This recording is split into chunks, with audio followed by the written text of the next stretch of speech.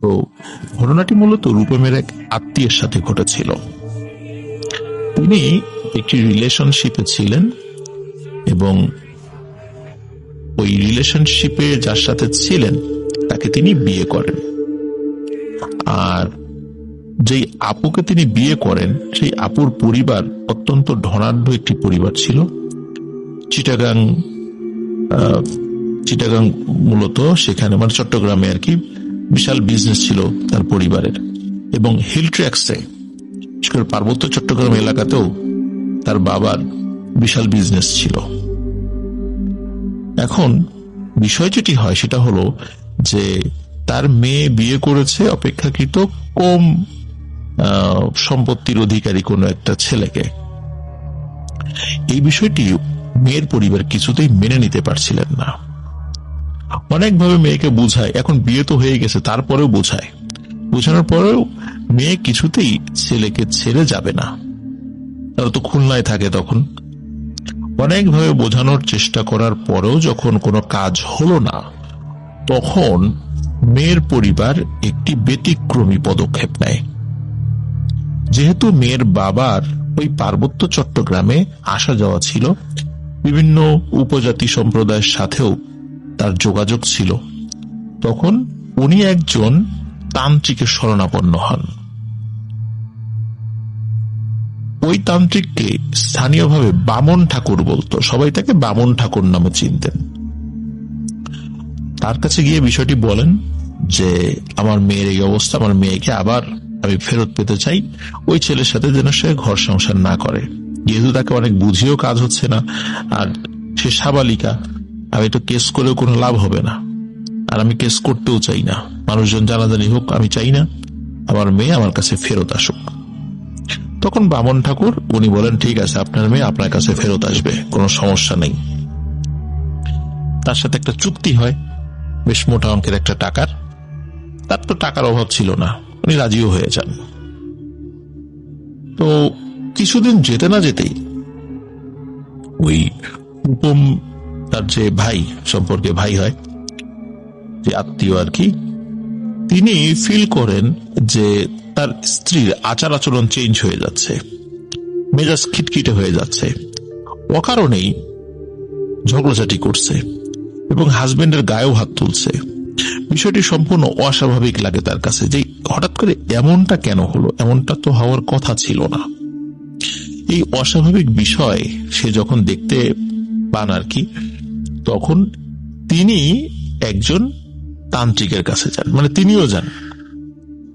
যাওয়ার পরে সব বিষয়ে বলেন, বলার পর সেই তান্ত্রিক বলেন তোমার স্ত্রীর উপর তো ব্ল্যাক ম্যাজিক করা হয়েছে,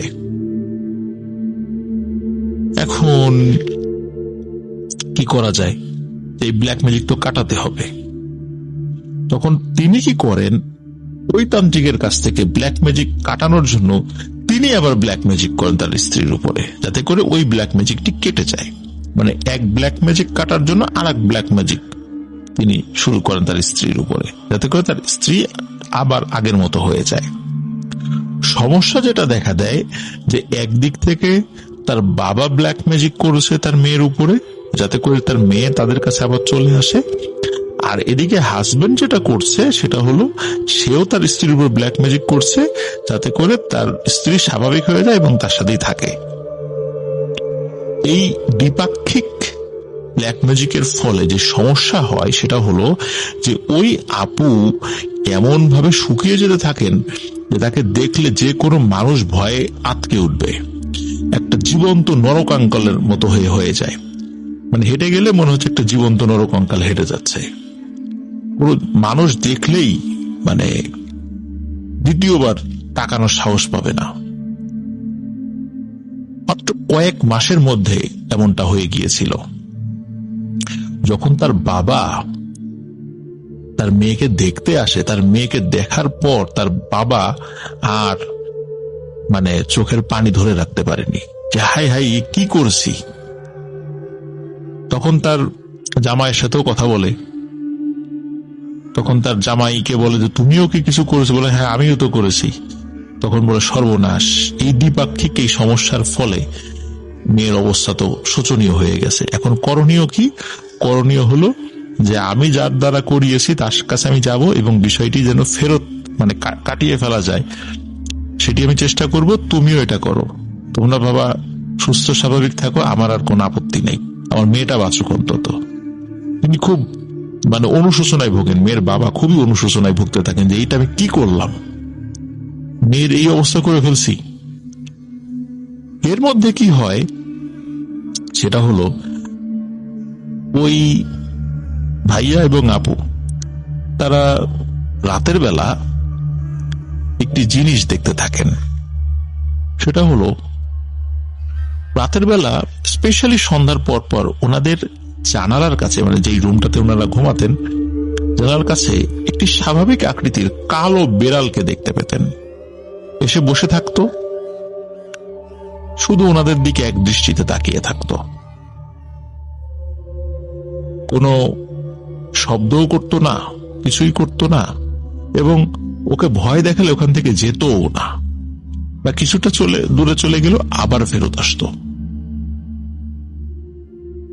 তো বেশ কিছুদিন ওই কালো বিড়ালকে তারা দেখতে পান। এর সপ্তাহখানেক পর আর একটা জিনিস তারা দেখতে পান। সেটা হলো এটা কিন্তু ওই যে যখন ব্ল্যাক ম্যাজিক করা হয়েছিল এর পরপর থেকে, মানে এই ঘটনাটা আর কি। তো ওনারা দেখতে পান যে রাতের বেলা মূলত দুজন হাজবেন্ড ওয়াইফ দুজনই দেখেছিলেন সেটা, যে জানালার ভেতর দিয়ে, মানে জানালা তো শিক ছিল, মানে গ্রিল ছিল, গ্রিলের মধ্য দিয়ে একদম খর্বাকৃতির মানে বামন আকৃতির একটা মানুষ জানালার ভেতর দিয়ে ঢুকে পড়ছে। দেখলে মনে হবে এই মানুষটির বয়স 4 থেকে 5 মাস, মানে 4 থেকে 5 মাস বয়সী শিশুর যে উচ্চতা হয়, দেহের গড়ন হয় ঠিক তেমন, কিন্তু হাত পা এবং চেহারা দেখে মনে হচ্ছে তার বয়স 70 কি 80 বছর এমন। তো ওই জিনিসটি যখন জানালা দিয়ে ঘরের মধ্যে ঢোকে দুইজনই চিৎকার করে ওঠে। তখন অন্য রুম থেকে পরিবারের অন্য সদস্যরা যখন চলে আসে তখন এই জিনিসটাকে আর দেখা যায় না। এরপর থেকে এই বামন আকৃতির এই জিনটাকে শুধু ওই আপু দেখতে পেতেন। তিনি দেখতে পেতেন, মানে তিনি তখনই দেখতে পেতেন যখন তিনি ঘুমিয়ে যেতেন, মানে ঘুমের ঘরে তিনি স্বপ্ন দেখছেন যে জানালা দিয়ে ওই বামন আকৃতির ওই জিনিসটি ঘরে ঢুকলো। ঘরে ঢোকার পর ওই জিনিসটি এসে তার বুকের উপরে উঠে বসে, আর যখনই বুকের উপর উঠে বসে তিনি প্যারালাইজড হয়ে যান, তিনি আর নড়াচড়া করতে পারেন না। আমরা অনেক সময় বোবায় ধরা বলি না, বোবায় ধরা হলে যেটা হয় ওই রকম আর কি, এরকম কন্টিনিউ হতে থাকে। ওনার হাজবেন্ড শুধু পাশ থেকে ওনার একটু গোঙানির আওয়াজ শুনতে পেতেন, এছাড়া তিনিও কিছু ফিল করতে পারতেন না। এদিকে ওনার শারীরিক অবস্থার এই ধরনের অবনতি যখন হয় তখন উভয় পরিবার থেকেই বিভিন্ন জায়গায় ডাক্তার, কবিরাজ, হেন কোনো ট্রিটমেন্ট নাই যে বাকি রাখে না, কিন্তু কিছুতেই কোনো কাজ হচ্ছিল না। শেষ পর্যন্ত ওই যে বামন ঠাকুর, তান্ত্রিক, পাহাড়ি তান্ত্রিক, তার কাছে যায়। তার কাছে যাওয়ার পর যখন সব বিষয় আগে থেকেও তো বলেছিল, কিন্তু বলে যে এইটা তো চরম আকার ধারণ করেছে, তখন ওই তান্ত্রিক বলে যে এই মেয়ের বাবা যখন ব্ল্যাক ম্যাজিক করার জন্য তার কাছে এসেছিল তখন সে একটি বামন জিনকে, মানে গদ্রবঙ্গা জিন যেটাকে বলে, এরকম একটা জিনকে ওই মেয়ের উপর চালান করে দেয়। কিন্তু সমস্যা হলো ওই জিনটি ওই মেয়েকে ভালোবেসে ফেলেছে, সে আর এই মেয়েকে ছাড়া যাবে না, সে এই মেয়ের ক্ষতি করবে। তাকে আমি অনেক বুঝিয়েছি, কিন্তু এই জিনটি এখন সে ওই মেয়েকে ছাড়তে রাজি হচ্ছে না। এখন আমার কোনো করণীয় নাই, আমি ওই জিনের সাথে পেরে উঠব না। আপনারা যদি অন্যভাবে ওই মেয়েকে সুস্থ করতে পারেন কোনো সমস্যা নেই, আমি তো ওই মেয়ের উপর আর কোনো ব্ল্যাক ম্যাজিক করছি না, সুতরাং আপনারা যদি কোনোভাবে পারেন ওই মেয়েকে সুস্থ করে তোলেন, কিন্তু আমার পক্ষে সেটা সম্ভব নয়। ওই বামন ঠাকুর সে কিন্তু এই বিষয়টা বলে দেয়। অনেক চেষ্টা তদবির করার পরেও যখন কিছু হয় না, তখন ওই আপুর আত্মীয় স্বজনরা ইংল্যান্ডে থাকতেন বা এখনো থাকেন, তো তারা বলেন যে ইংল্যান্ডে বেশ কিছু প্যারাসাইকোলজিস্ট আছেন যারা বিভিন্ন ধরনের ট্রিটমেন্ট গুলো করে থাকেন। তখন ওই আপুকে ইংল্যান্ডে পাঠিয়ে দেওয়া হয় ট্রিটমেন্টের জন্য। তো সেখানে দীর্ঘ ট্রিটমেন্ট করার পর উনি সুস্থ হয়ে গিয়েছিলেন, কিন্তু উনি কিন্তু বাংলাদেশে আর ফেরত আসেননি। ওনার হাজবেন্ডের সাথে তার ডিভোর্স হয়ে যায়, উনি বাংলাদেশে আর আসেননি। উনি ওখানে পরবর্তীতে বিয়ে করেন, সেখানে তার সন্তান হয়েছে। তিনি ভালো আছেন, তিনি সুস্থ হয়ে গিয়েছেন।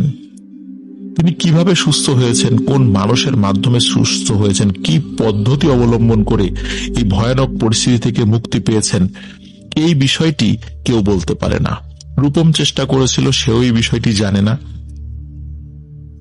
আর যেহেতু ডিভোর্স হয়ে গেছে, এই বিষয়টি নিয়ে তো আসলে আর জানার কোনো সুযোগও নেই। তো প্রিয় লিসেনার্স, এই যে দ্বিপাক্ষিক ব্ল্যাক ম্যাজিক করা, কেউ চিন্তা করছে যে আমি তো ভালোর জন্যই করছি, আর একজন মনে করছে আমিও ভালোর জন্যই করছি। আসলে ব্ল্যাক ম্যাজিক মানে ভালোর জন্য করা হলেও এটা প্রকৃতপক্ষে ক্ষতিই হয়। এটা কখনোই ভালো হয় না কারোর জন্য। খারাপের জন্য হলে তো কোনো কথাই নেই, আর ভালোর জন্য যদি করা হয় তারপরও সেটা তার জন্য ক্ষতিই ডেকে আনে, এটা কখনো ভালো কিছু ডেকে আনে না। এই জন্য প্রিয় লিসেনার্স, আমি আগের বিভিন্ন বিষয়গুলোতেও বলেছি, এখনো বলছি যে কোনো বিপদ আপদ বা কোনো সমস্যা যদি আমরা পড়ি, আমরা আল্লাহর কাছে সাহায্য চাইব। ব্ল্যাক ম্যাজিকের মাধ্যমে কোনো জিনিস হাসিল করার চেষ্টা ইনশাআল্লাহ আমরা করব না। যদি কেউ করার চেষ্টা করি, মনে রাখবেন যে আমরা কিন্তু ঈমান হারা হয়ে যাব, ইসলাম থেকে খারিজ হয়ে যাব। এটি করার কোনো সুযোগ নেই। তবে হ্যাঁ, যদি কারোর উপর ব্ল্যাক ম্যাজিক করা হয়ে থাকে, রুকিয়ার মাধ্যমে তার ট্রিটমেন্ট করা যেতে পারে, যেটা কোরআন এবং সুন্নাহ ভিত্তিক। অনেক সময় আমরা রুকিয়ার নাম করে যদি কোনো কাজ করে থাকি, যদিও আমরা সেই বিষয়গুলো জানি না, অনেক অনেক হুজুরদেরকে দিয়ে আমরা সেই কাজগুলো করিয়ে থাকি, সেটাও কিন্তু অনেক সময় ব্ল্যাক ম্যাজিকের পর্যায়ে চলে যায়, কিন্তু আমরা কিন্তু বুঝতে পারি না। এই জন্য সত্যিকার অর্থে সেগুলো রুকিয়া কিনা, এই বিষয়টিও আমাদের জেনে নিতে হবে। প্রিয় লিসেনার্স, আশা করছি ব্ল্যাক ম্যাজিকের এই ঘটনাটি আপনাদের ভালো লেগেছে।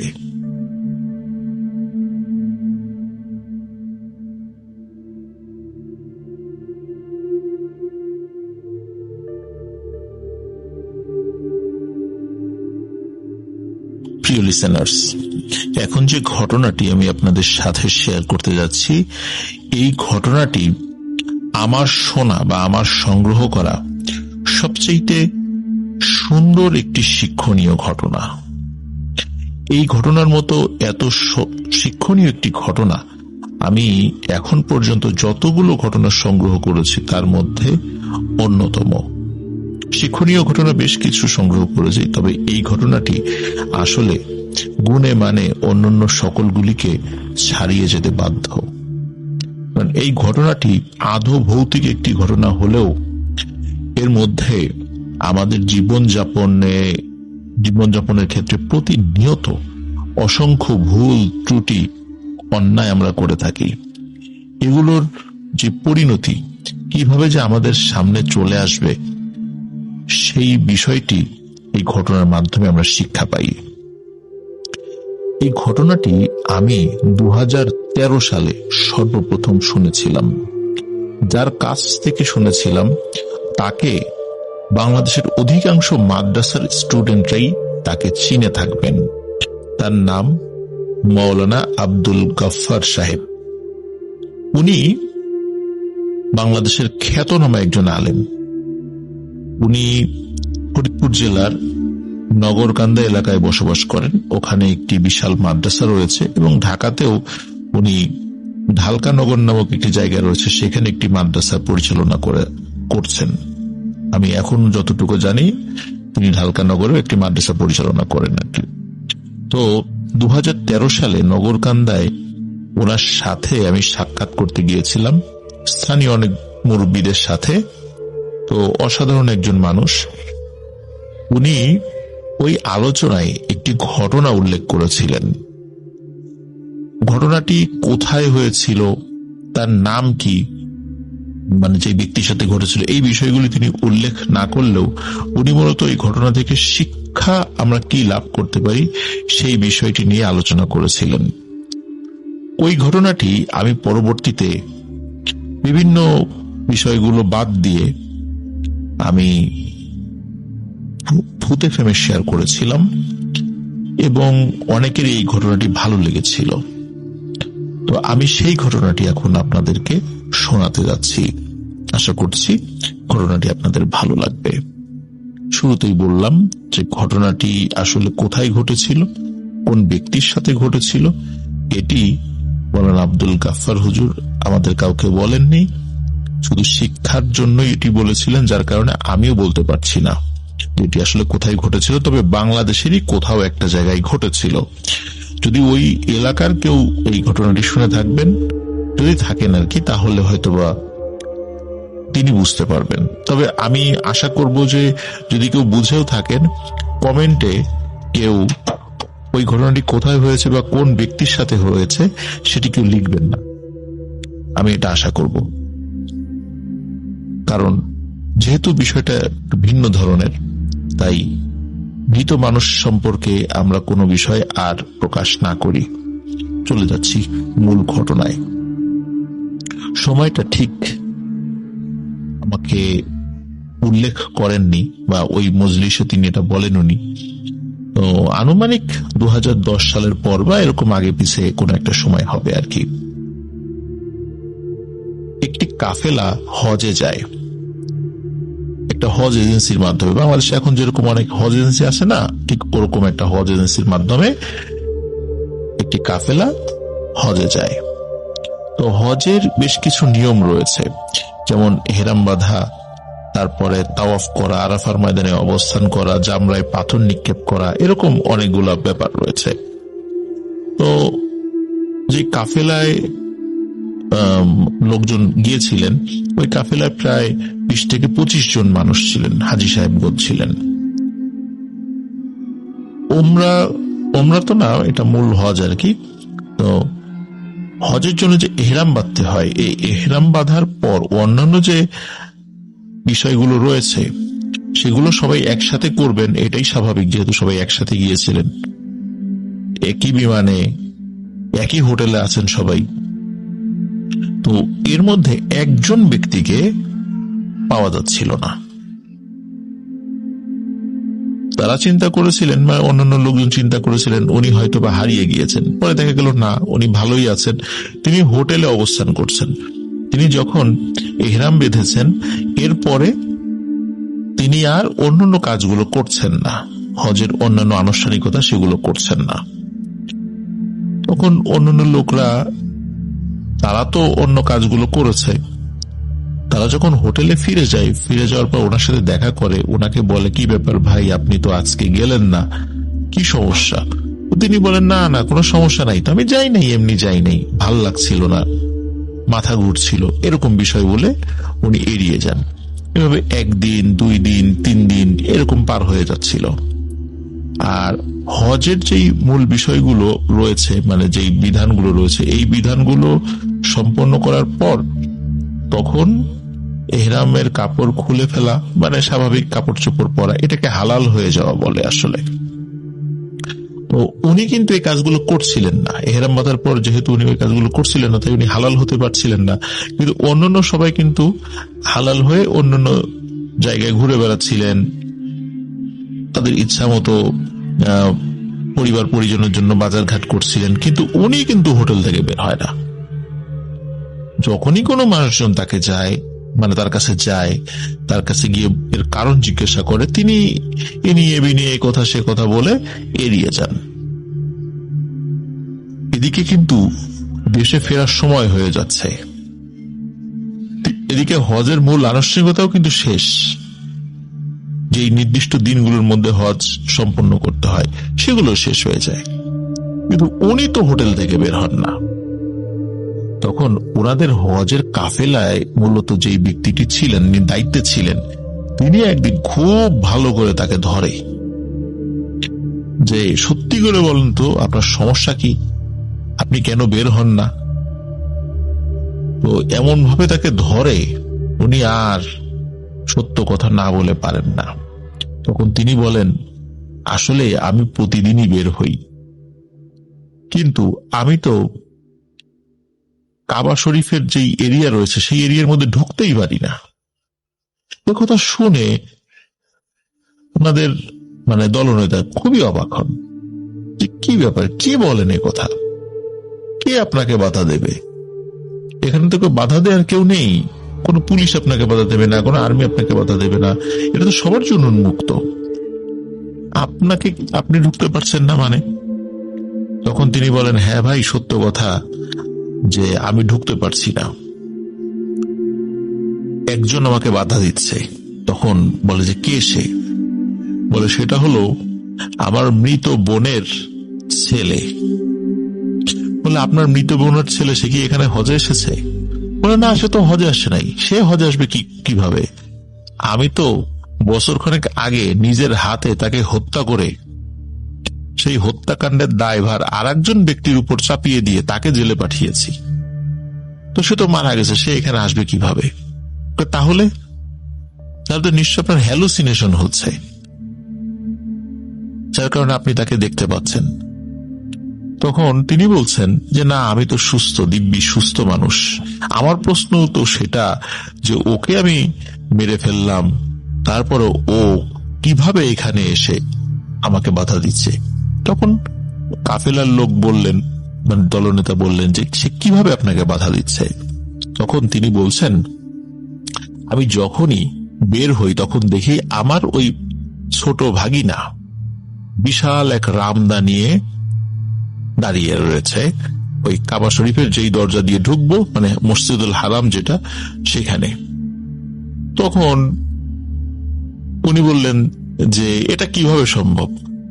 এটা তো ইম্পসিবল, কারণ সে একটা রামদা নিয়ে দাঁড়িয়ে থাকবে আর অন্য কেউ দেখবে না, সেটা তো সম্ভব না। বলে এটাই তো সম্ভব, এবং সেটা হচ্ছে আমার সাথে, এই অসম্ভব বিষয়টা আমার সাথে সম্ভব হচ্ছে। তখন ওই লোকটি বলছেন যে যখন আমি বের হই দেখি সে দাঁড়িয়ে রয়েছে এবং সে আমাকে ওই রামদা নিয়ে তাড়া করে আমাকে আঘাত করার জন্য। তখন আমি দৌড়ে পালাই। আমি যখন অন্য কোনো একটা অলিগলিতে গিয়ে লুকিয়ে পড়ি তখন আর তাকে দেখি না।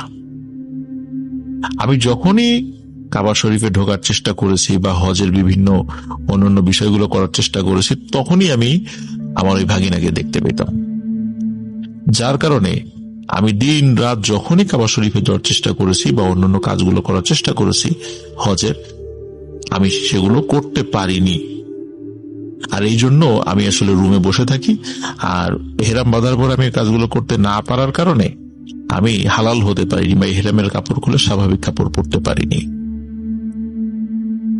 তখন ওই ওনাদের যে দলনেতা তিনি বলেন যে আসলে বিষয়টা আমাকে খুলে বলেন, কি হয়েছিল? তখন তিনি বলেন যে আমার একটি মাত্র ছোট বোন ছিল। আমার মা বাবা মৃত্যুর পর এই ছোট বোনকে আমার হাতে তুলে দিয়ে যায় এবং বলে তার জন্য কোনো অযত্ন না হয়। তো আমার মা বাবা অনেক সয় সম্পত্তি রেখে গিয়েছিলেন, কিন্তু আমার মনের মধ্যে খুব লোভ কাজ করত যে কিভাবে এই সহায় সম্পত্তিগুলো আমি একাই ভোগ দখল করতে পারি। বিভিন্ন উসিলায় আমার বোনের ত্রুটি ধরে যাতে এই সম্পত্তি থেকে তাকে বঞ্চিত করতে পারি, কিন্তু এমন কোন ত্রুটি আমি আসলে খুঁজে পাচ্ছিলাম না যেই ওসিলায় তাকে আমি এই সম্পত্তি থেকে বঞ্চিত করতে পারি। এর মধ্যে একটি বিষয় আমার সামনে চলে আসে, সেটি হলো যে আমার ওই বোন একটা ছেলেকে পছন্দ করে, কিন্তু আমি ইচ্ছাকৃতভাবে ওই ছেলেকে অপছন্দ করতাম এবং বলতাম ওই ছেলের সাথে আমি তোমাকে বিয়ে দিতে রাজি নই, যে তোমার মা বাবা মারা গিয়েছিল, আমার কথাই ছিল চূড়ান্ত। কিন্তু আমার ওই বোন ওই ছেলেকে খুবই ভালোবাসতো, ওই ছেলেটিও খুব ভালো ছিল, কিন্তু আমাদের থেকে আর্থিক অবস্থা অনেক খারাপ ছিল। কিন্তু আমি মনে মনে চাইতাম যে আমার বোন ওই ছেলের সাথে পালিয়ে চলে যাক, এবং সত্যি তাই। আমার বোনের উপর আমি খুব কৌশলে বিভিন্নভাবে নির্যাতন শুরু করি। এই নির্যাতনের ফলে আমার বোন সিদ্ধান্ত নেয় যে আমার ভাইয়ের বাসায় থাকতে পারছি না, এর থেকে আমি ওই ছেলের সাথে চলে যাই। আর যখনই সে ওই ছেলের সাথে গিয়ে পালিয়ে বিয়ে করে, তখন আমার হাতে মোক্ষম অস্ত্রটা চলে আসে। তখন আমার বোনকে বলি যে তুমি আমার অমতে ওই ছেলেকে বিয়ে করেছো, এখান থেকে চলে গেছো, তুমি আর এই সম্পত্তির কোনো ভাগ পাবা না। আর তাছাড়া মা বাবা মারা যাওয়ার সময় তোমাকে আমার হাতে দিয়ে গিয়েছিল, তোমাকে এত বড় করতেও তো আমার অনেক খরচ হয়েছে। তো তোমার নামে যে সম্পত্তিগুলো রয়েছে সেইগুলো বিক্রি করেও যদি আমি তোমাকে বড় করতাম, তাহলেও এই পরিমাণ খরচই আমার হইতো। সুতরাং যেহেতু তোমাকে আমি বড় করেছি, তোমার পিছনে আমার খরচ হয়েছে, এই কারণে তুমি সম্পত্তির কোনো ভাগ পাবা না। এদিকে তার ওই বোনের হাজবেন্ডও যেহেতু গরিব ছিল, সে বলে ঠিক আছে, আমার আল্লাহ যতটুকু সামর্থ্য দিয়েছে আমি আমার ওয়াইফকে সেভাবেই রাখবো, খাওয়াবো। কিন্তু এটা কিন্তু একটা অন্যায় কাজ ছিল। তার বোন সে বিয়ে করেছে বলে, মানে তার অমতে বিয়ে করেছে বলে তার কোনো সয় সম্পত্তি দেবে না, এটা তো একটা অন্যায়। আর যেহেতু ওই লোকটি সুযোগটাই চেয়েছিল, সেই সুযোগ তার হাতেও চলে আসে। একটা সময় কি হয় যে ওই লোকটির বোন, সে সংসারে অভাব অনটন এই জিনিসগুলো খুব চরমভাবে ফিল করলেও কখনো পারিবারিক অশান্তি সে ফিল করেনি। কিন্তু তার স্বামী আস্তে আস্তে অসুস্থ হয়ে যেতে থাকে। একটি পর্যায়ে দুরারোগ্য ব্যাধি ধরা পড়ে। যখন দুরারোগ্য ব্যাধি ধরা পড়ে, তখন এই লোকটির বোন তার ভাইয়ের কাছে আসে। আসার পরে বলে যে ভাই, আমার হাজবেন্ড খুবই অসুস্থ, তার চিকিৎসা করা প্রয়োজন। আমার সম্পত্তি তো আপনি দেবেন না, কিন্তু কিছুটা হলেও দেন, অন্তত সেটা বিক্রি করে হলেও আমি আমার স্বামীর চিকিৎসা করাই। তখন ওই লোকটি বলে, মানে তার দলনেতাকে বলে, যখন আমার বোন আমার কাছে এলো সম্পত্তি চাইলো, আমি তাকে দূর দূর করে তাড়িয়ে দিয়েছিলাম। এভাবে সে বারবার আসতো, আমি তাকে দূর দূর করে তাড়িয়ে দিতাম। আর তার হাজবেন্ড একটা সময় বিনা চিকিৎসায় মারা যায়। এর মধ্যে তাদের একটি ছেলে সন্তান হয়। সেই ছেলে সন্তান বড় হতে থাকে, কিন্তু ছেলে সন্তান নিয়ে আমার একটা মাথা ব্যথা ছিল যে এ ভবিষ্যতে সম্পত্তি চাইতে পারে।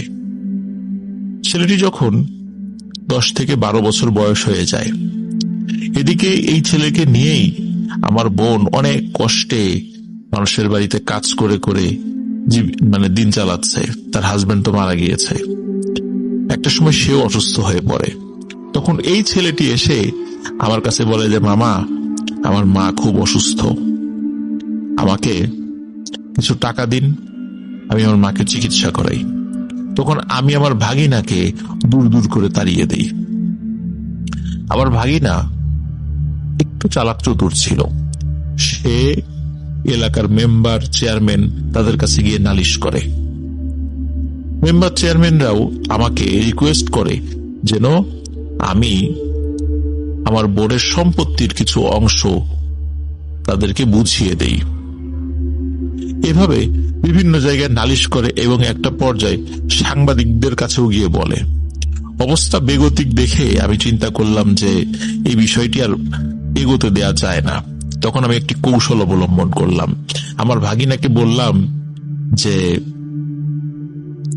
তুমি একদিন আসো আমার বাড়িতে, আমি দেব। তা আসলো। এইভাবে আমি আজ দেব কাল দেব এইভাবে করতে করতে মানে তাকে ঘোরাচ্ছি। এর মধ্যে আমার বোন অসুস্থতা, মানে তার অসুস্থতা এই পর্যায়ে চলে যায় যে সে অসুস্থ হয়ে মারাই যায়, সেটাও একরকম বিনা চিকিৎসায়। আমি ভাবলাম যাক ভালোই হয়েছে, আমার বোন মারা গেছে, এখন তো এই নাবালক ভাগিনা সে তো আর বেশি দূর আগাবে না, তার মা মারা গেছে, এখন সম্পত্তি নিয়ে কি হবে।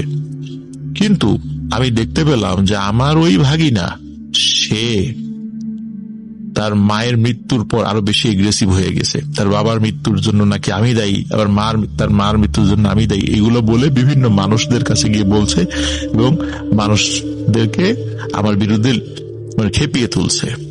তখন আমি একটি চূড়ান্ত সিদ্ধান্ত নেই যে এই ভাগিনাকে আর বাঁচতে দেয়া যাবে না।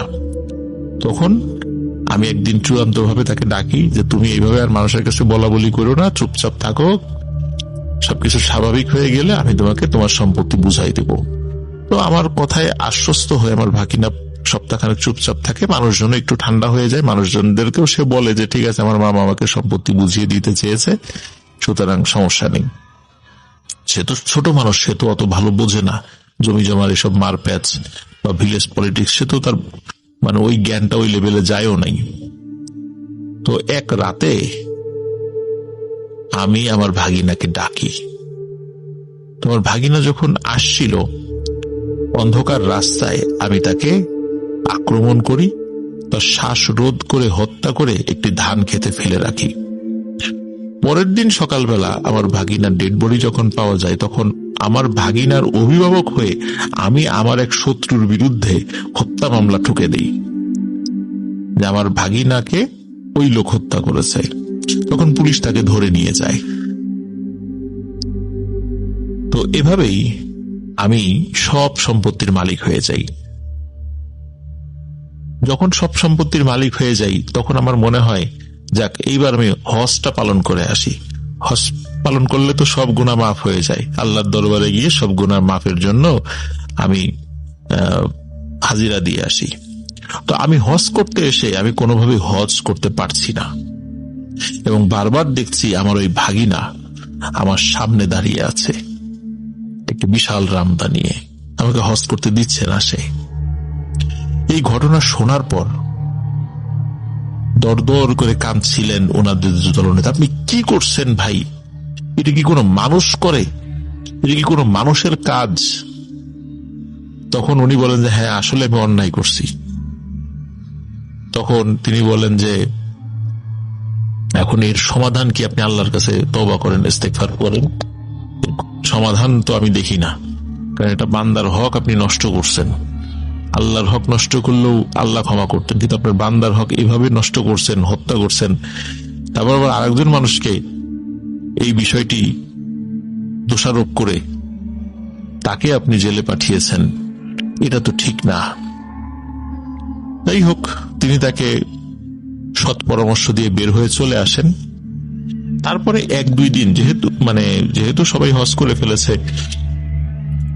মোটামুটি যাওয়ার আগে সবাই ব্যাগ গুছাচ্ছে, কেনাকাটা করছে, হঠাৎ করে 1-2 দিন পর হোটেল কর্তৃপক্ষ ওই ওনাদের দলনেতাকে খবর পাঠায় যে এই রুমে যিনি আছেন উনি দরজা খুলছেন না।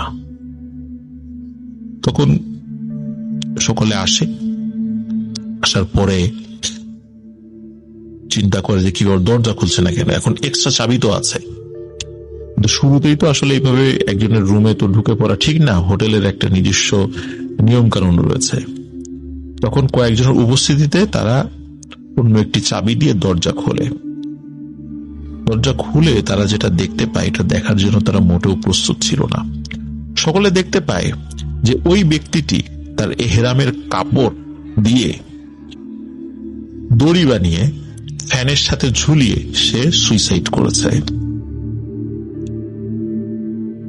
প্রিয় লিসেনার্স, হজ করতে গিয়ে মানুষ পবিত্র হয়, পরিশুদ্ধ হয়, কিন্তু কখনো কখনো হজ করতে গিয়ে মানুষ সুইসাইডও করে। এই ঘটনা তার প্রমাণ। এর পেছনে মৌলানা আব্দুল গাফফার সাহেব উনি বলেছিলেন যে কখনো কখনো পাপ করতে করতে মানুষ এই লেভেলে পৌঁছায় যে বান্দার হক নষ্ট করেও সে চিন্তা করে যে আমি হয়তোবা হজ করে আসলে আল্লাহ ক্ষমা করে দিবেন, কিন্তু বান্দার হক তো কখনো ক্ষমা হয় না যদি না ওই বান্দা ওই ব্যক্তিকে ক্ষমা না করেন, বা ওই ব্যক্তির কাছে ওই বান্দা ক্ষমা না নিয়ে যান, তাহলে না হলে কিন্তু হজ করে কোনো লাভ হবে না। তো উনি এমন কিছু কাজ করেছিলেন যিনি পরবর্তীতে নিজেই স্বীকারোক্তি দিয়েছিলেন, এবং তারপরে উনি কোন একটা প্রেক্ষাপটে হয়তো বা সুইসাইড করেছিলেন। এই ঘটনা থেকে আমরা এটাই শিক্ষা পাই যে হজ করলেই যে সব গুনাহ মাফ হয়ে যাবে, বিষয়টা এমন নয়। আমাদের উস্তাদ জি মৌলানা আব্দুল গাফফার সাহেব উনি ওই মজলিসে এই ঘটনাটি বলেছিলেন। প্রিয় লিসেনার, সব ঘটনা ভৌতিক হয় না, সব ঘটনায় ভয় পাওয়া যায় না। কিছু কিছু ঘটনা আমাদের হৃদয়ের মধ্যে গেঁথে নিতে হয়। এই ঘটনাগুলো আমাদের সামনের পথ চলার ক্ষেত্রে যেন সহায়ক হয়। আমি শুরুতেই বলেছি, আমার এই চ্যানেলটি শুধু ভৌতিক ঘটনা শুনিয়ে আনন্দ দেওয়ার জন্য নয়, শিক্ষা দেওয়ার জন্য। এই শিক্ষাটা আমাদের ইহকাল এবং পরকালের জন্য কাজে লাগবে। ঘটনাটি যেখানে ঘটেছে সেটি শরীয়তপুর জেলার নড়িয়া উপজেলার পাইকপাড়া গ্রামে। ঘটনাটির সময়কাল 1975 থেকে 1980 সালের মধ্যে। আর এই ঘটনাটি ঘটেছে ওনার বড় ফুফার সাথে, যখন তার বয়স ছিল 10 থেকে 12 বছর। ঘটনাটি আমি যখন পড়ছিলাম তখন ঘটনাটি আমার কাছে এতটা জীবন্ত লেগেছে এবং ভালো লেগেছে, আমি আর কি বলবো। ঘটনাটি যেমন ভয়ানক, মর্মান্তিকও বটে। আশা করছি এই ঘটনাটি আপনাদের ভালো লাগবে। তো এই মুমতাহিন সিফাত ভাইয়ার যিনি বড় ফুপা, উনি ছোটবেলাতে অনেক ডান পিটে ছিলেন। গ্রামের এমন খুব কম ফল গাছ রয়েছে যেখানে উনি উঠতেন না এবং ফল কখনো খাননি। সারাদিন এ বাগানে ও বাগানে, এ গ্রামে ও গ্রামে ঘুরে বেড়াতেন তার বন্ধুদের সাথে। তবে এভাবেই ঘটে যায় ওনার জীবনে ভয়ানক একটি ঘটনা। কে জানতো এই ফল খাওয়াই তার জীবনে বড় একটি ঘটনা জন্ম দেবে, যার কারণে তাকে প্রায় 15 বছর কষ্ট পেতে হয়েছিল। ওনার বড় ফুপার নাম মহিউদ্দিন। তবে তাকে পরিবারের সকলে মহি বলে সম্বোধন করে থাকে। ছোটবেলায় তার সবচাইতে পছন্দের ফল ছিল পানিতাল বা কচি তাল। উনি এক বসায় নাকি 20টার উপরে পানিতাল খেয়ে ফেলতে পারতেন। একবার এই পানিতালের মৌসুমে উনি দুপুর আনুমানিক 12টার দিকে ওনার সমবয়সী এক বন্ধুর সাথে বাগানে খেলছিলেন। বাগানটি তার বাসা থেকে মাত্র 2 থেকে 3 মিনিট দূরে। হঠাৎ করে তিনি এবং তার বন্ধু দুজনেই শুনতে পান কে যেন বলছে, মহি, এই মহি, তাল খাবি? তাল, কচি তাল, এভাবে ডাকছে। যদিও বা তারা দুজনেই বুঝতে পারছিল না যে কোন জায়গা থেকে তাদেরকে ডাকছিল, কিন্তু তাদের কাছে মনে হচ্ছিল একদম কানের কাছে এসে কেউ বলছে, মহি, এই মহি, তাল খাবি? ওনারা খুব অবাক হন যে এত কাছাকাছি এসে বলছে, অথচ আমরা কাউকে দেখতে পাচ্ছি না। যাই হোক, ওনারা ওনাদের মতো করে আবার খেলা শুরু করে দেন। 5-7 মিনিট পর আবার একই রকম ভাবে কানের কাছে এসে ডাকতে থাকেন, মহি, এই মহি, তাল খাবি? এইবার তারা দুজনেই কিন্তু খুব কৌতূহলী হয়ে বিষয়টা নিশ্চিত হওয়ার চেষ্টা করেন যে এই কণ্ঠটি কোথা থেকে আসছে। কারণ এই শব্দটি যে শুধু এই মহিউদ্দিন ফুফাই শুনছে তা না, তার বন্ধুও শুনছে। তখন ওই কণ্ঠটি আবার বলে ওঠে, কিরে, তোরা আমাকে দেখতে পাচ্ছিস না? এই যে তাকায় দেখ আমাকে, আমি পুকুরের পাশে এই যে বড় তাল গাছটার উপরে। তারা দূর থেকে অবাক হয়ে লক্ষ্য করে, সত্যিই তো তাই। এই পাশে, পুকুরের পাশে একটা বিশাল তাল গাছ রয়েছে, 60-70 ফুট লম্বা চিকন এক তাল গাছ। তো সেই তাল গাছের মাথায় কে যেন দাঁড়িয়ে আছে। তারা কিন্তু ভয় পায় নাই, কিন্তু তারা খুব অবাক হয় যে একদম কানের কাছে এসে শব্দ করলে যেরকম কথা শোনা যায়, এত দূর থেকে একটা মানুষের শব্দ তারা কিভাবে শুনতে পাচ্ছিল। তো তারা আসলে এই বিষয়টা হালকাভাবে নিয়েছে, বরং তারা কি করে, এই তাল গাছের মাথায় কে এটা দেখার জন্য এগিয়ে যায়। সেখানে গিয়ে দেখতে পায় যে মহিউদ্দিন ফুপার এক মামা ছিল, তার বয়স ওই সময় 16 থেকে 17 বছর। উনি তাল গাছের মাথায় বসে আছে।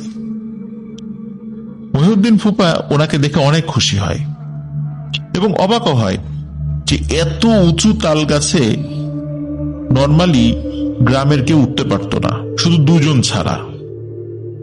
এক হলো মহিউদ্দিন ফুপার এক চাচা, আর ওই চাচারই ছেলে মানে চাচাতো ভাই, সে উঠতে পারতো। তাছাড়া এই তাল গাছে কেউ ওঠার সাহস পেত না। কিন্তু এই মামা, উনি কিভাবে উঠলেন? উনি তো গাছে উঠতে ভয় পান, তারপর আবার এত বড় তাল গাছে। যাই হোক, উনি আসলে অবাক হন, খুশিও হন, আর ওনার মামাকে উনি খুব পছন্দ করতেন। বয়সে কিছুটা পার্থক্য থাকলেও দুজনের মধ্যে সম্পর্ক অনেক ভালো ছিল। তো এদিকে মহিউদ্দিন ফুপা চেঁচিয়ে বলে ওঠেন, ও মামা, তালগুলো পেরে দাও। তখন তার মামা কি করে, উপর থেকে তালগুলো পেঁচিয়ে পেঁচিয়ে ছিঁড়তে থাকে। তাল তো সরাসরি আসলে ছেঁড়া খুব কঠিন, পেঁচিয়ে পেঁচিয়ে ছিঁড়তে হয়। তখন সে ওই তালগুলো পেঁচিয়ে পেঁচিয়ে ছিঁড়তে থাকে এবং সে বলে, উপর থেকে বলে, এই মাটিতে ফেললে তো তাল ফেটে যেতে পারে, আমি পুকুরের পানিতে ফেলি, তোরা পুকুর থেকে টেনে তোল। তখন উপর থেকে তালগুলো ওই পুকুরের পানিতে ফেলতে থাকে, আর পুকুরের পানিতে ফেলার পর ওই মহিউদ্দিন ফুপা আর তার বন্ধু তারা ওই পুকুরে নেমে তালগুলো সংগ্রহ করছিল। এর মধ্যে কি হয়, হঠাৎ করে ওই দূর থেকে এই মহিউদ্দিন ফুপার এক চাচা, উনি কিছু শব্দ শুনতে পান। উনি বলেন, কি ব্যাপার, চেঁচামেচির শব্দ কোত্থেকে আসে? কারণ উনি ওই পুকুর থেকে একটু সাইডে কাজ করছিলেন, আর ওনার মনে হচ্ছিল ওই তাল গাছ থেকে কেউ তাল পেরে দিচ্ছে। উনি অবাক হন, কি ব্যাপার, এই তাল গাছে তো শুধু আমি উঠতে পারি, আমার ছেলে উঠতে পারে, আর কেউ সাহস পায় না। আমার ছেলেও আমার কাছ থেকে তাল গাছে ওঠা শিখেছে, আমি তো এইখানে, আর আমার ছেলে তো গতকালকেই ছুটি কাটিয়ে মাদ্রাসায় চলে গেছে, সেই ছেলেটা আবার মাদ্রাসায় পড়তো। তাহলে তাল গাছে কে উঠলো? আর সব চিৎকার চেঁচামেচির শব্দটা মনে হচ্ছে মহিউদ্দিনের। যাই তো গিয়ে দেখি। উনি গিয়ে একটা ভয়ানক দৃশ্য দেখতে পান। উনি গিয়ে দেখেন পুকুরের ঠিক মাঝখানে এই মহিউদ্দিন ফুপা আর সাথে কোনো একটা ছেলে, মানে বুঝতে পারছেন এটা মহিউদ্দিনের বন্ধু, তারা পানির মধ্যে মানে হাবুডুবু খাচ্ছে এবং ভেসে ওঠার চেষ্টা করছে, কিন্তু পারছে না। মনে হচ্ছে কিছু একটা জিনিস তাদেরকে বারবার পানির নিচে তুলিয়ে নিয়ে যাওয়ার চেষ্টা করছে। তারা দুজনে কিন্তু খুব ভালো সাঁতার জানতো, কিন্তু কোন জিনিসটা যে তাদেরকে পানির নিচে তুলিয়ে নিয়ে যাওয়ার চেষ্টা করছিল সেটি তিনি দেখতে পাচ্ছেন না।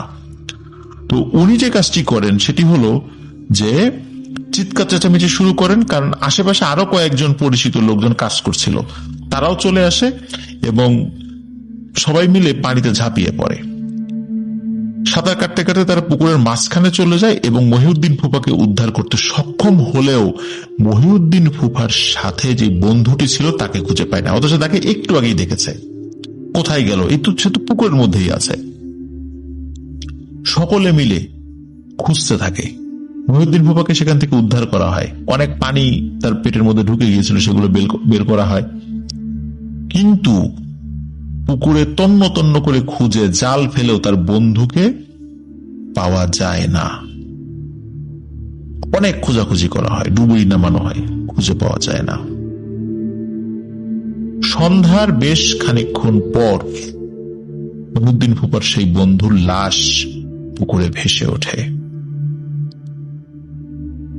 গ্রামে শোকের ছায়া নেমে আসে।